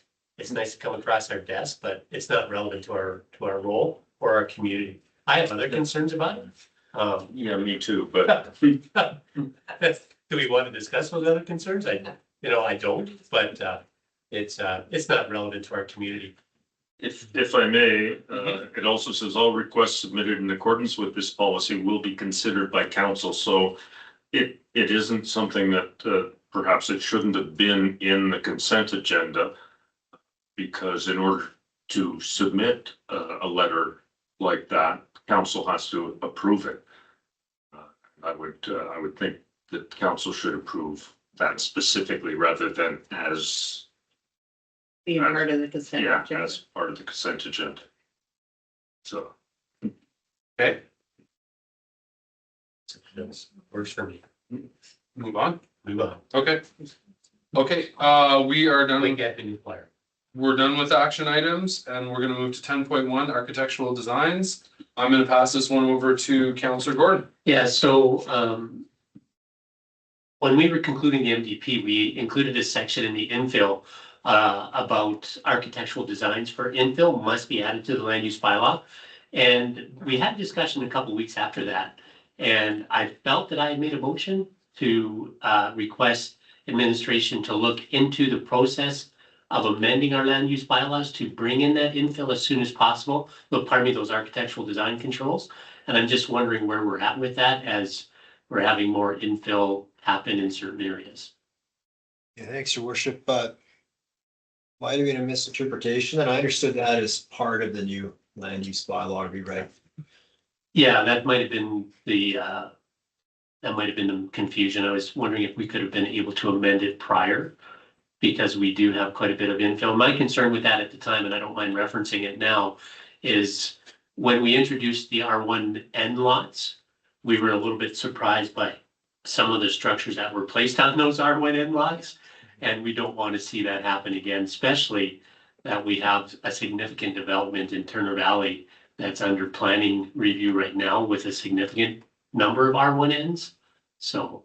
Based on your worship, why don't loop in Carrie and see what's cost, time, And what's the potential here?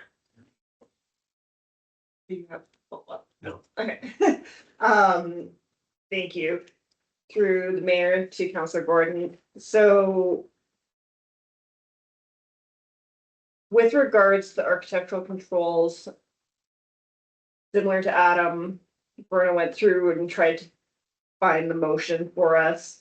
And what my understanding, similar to Adam's, was that it's the implementation of the MDP. And the number one tool for implementation of the MDP is the land use bylaw, which we know we're hoping to get RFP early in the new year. Hopefully we get some direction at the workshop and I can RFP it actually in January. That would encompass a lot of the portions from the MDP recommendations, like the architectural controls.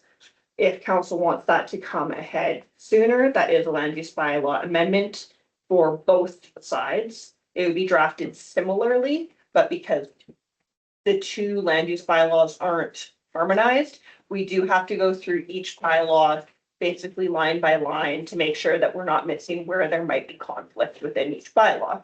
So it's a pretty big body of work, not just to draft the actual architectural guidelines themselves, come back to council, have them validated, do public engagement, do the public hearing, go through, make sure that they're going to work for both sides.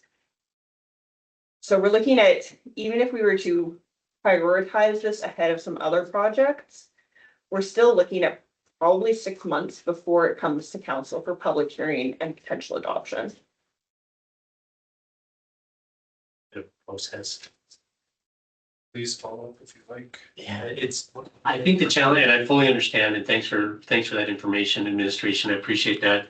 It's a bit of a runway, I know it's a long process, but my concern honestly is in this infill areas to have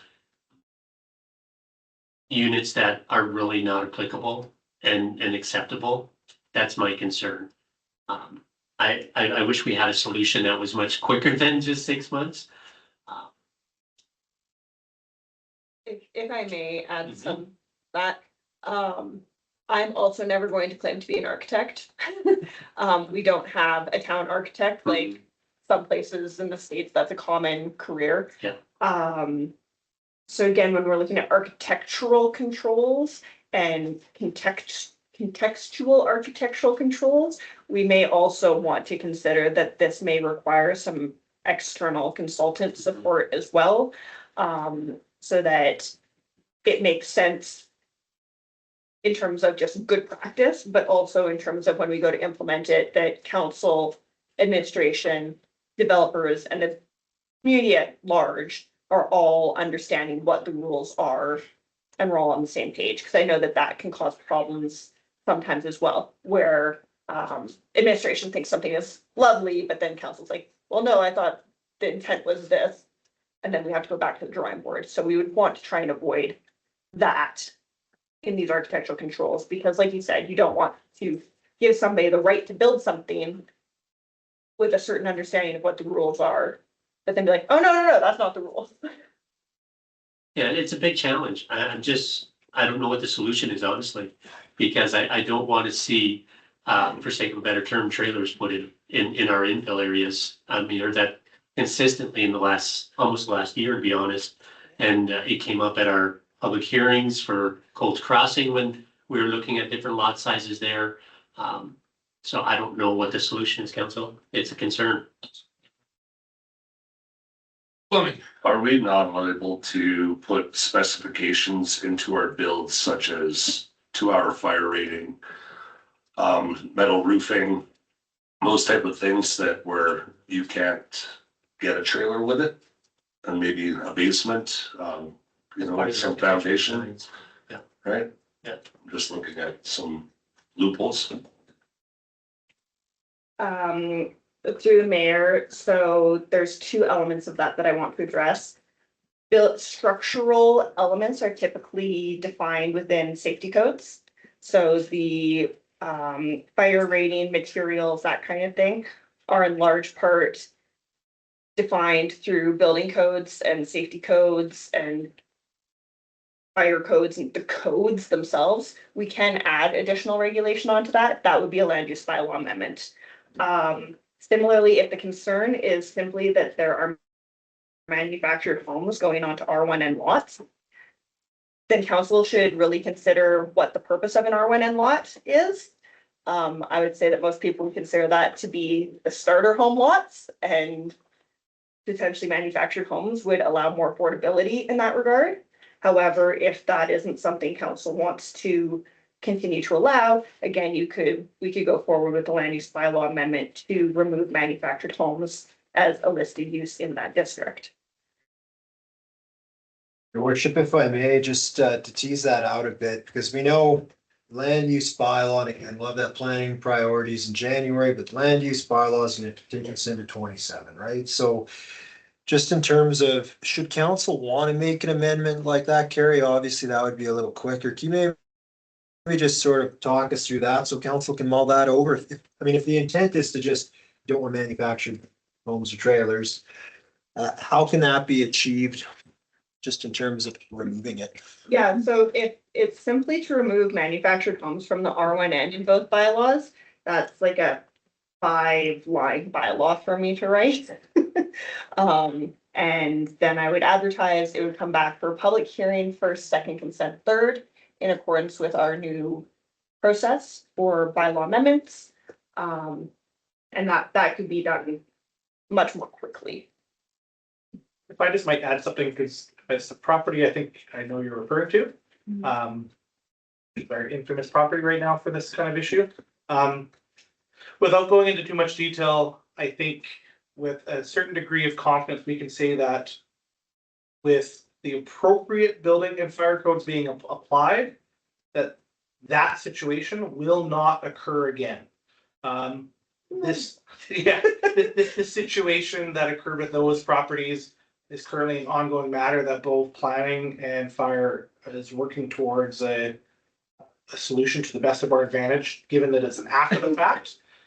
However, we've identified the loophole, to use Councilor Fleming's word. We've identified the loophole or the issue that occurred to allow those to be put onto that lot.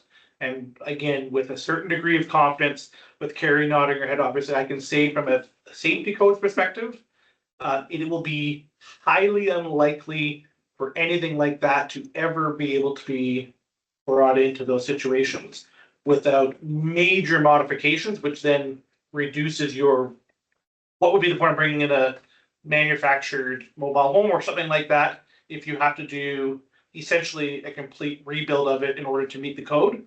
It's no longer a practical solution for people, which should reduce this in the meantime while this gets solved in the bigger scheme of things as we look at our new land use bylaw. But just that's important context, I think, as Carrie is nodding at. That if that's the property you're referring to and those are the issues you're referring to, that is highly unlikely to occur again under our diligence from the safety codes perspective. That helps. It does. And if I'll just wrap it up here. Perhaps in our January meeting on planning, we can kind of explore this in greater detail, see what council's will is at the time. We'll make a motion now. I think we should discuss it a little bit more in detail as a council. Yep. I moved on a little too quick. I think I'd mentioned regarding the letter, the correspondence. I had a question for Goodman on that. But I don't know if we can go back on agenda items. So No. That's Hazel, you had something on this. I didn't know. Carrie, did you say you could remove trailers from the land use bylaw? Yeah, we can manufacture. So to Councillor Martin through the mayor, in the R1N single detached narrow lot district, manufactured homes are currently listed as a discretionary use. Okay, so it would not affect a trailer in the trailer park, is that correct? That is a whole different land use designation. Okay, thank you very much. If I may, your worship, so this would be a surgical tool that council could enact, and Okay, but we can bring this forward at the planning session in January. okay. You want to start? Yeah, just quick. You know, when you're talking about that letter, we have clear in our council procedure bylaw, there's things that you have to meet in order, criteria in order to ask a question, what it can be about as a delegation. But our correspondence is pretty wide open for what's allowed. And I just wonder if we should add a line saying that it has to be directly related to council business. So that you only have to bring forward. Because technically how it's written, anything can go on the agenda as correspondence.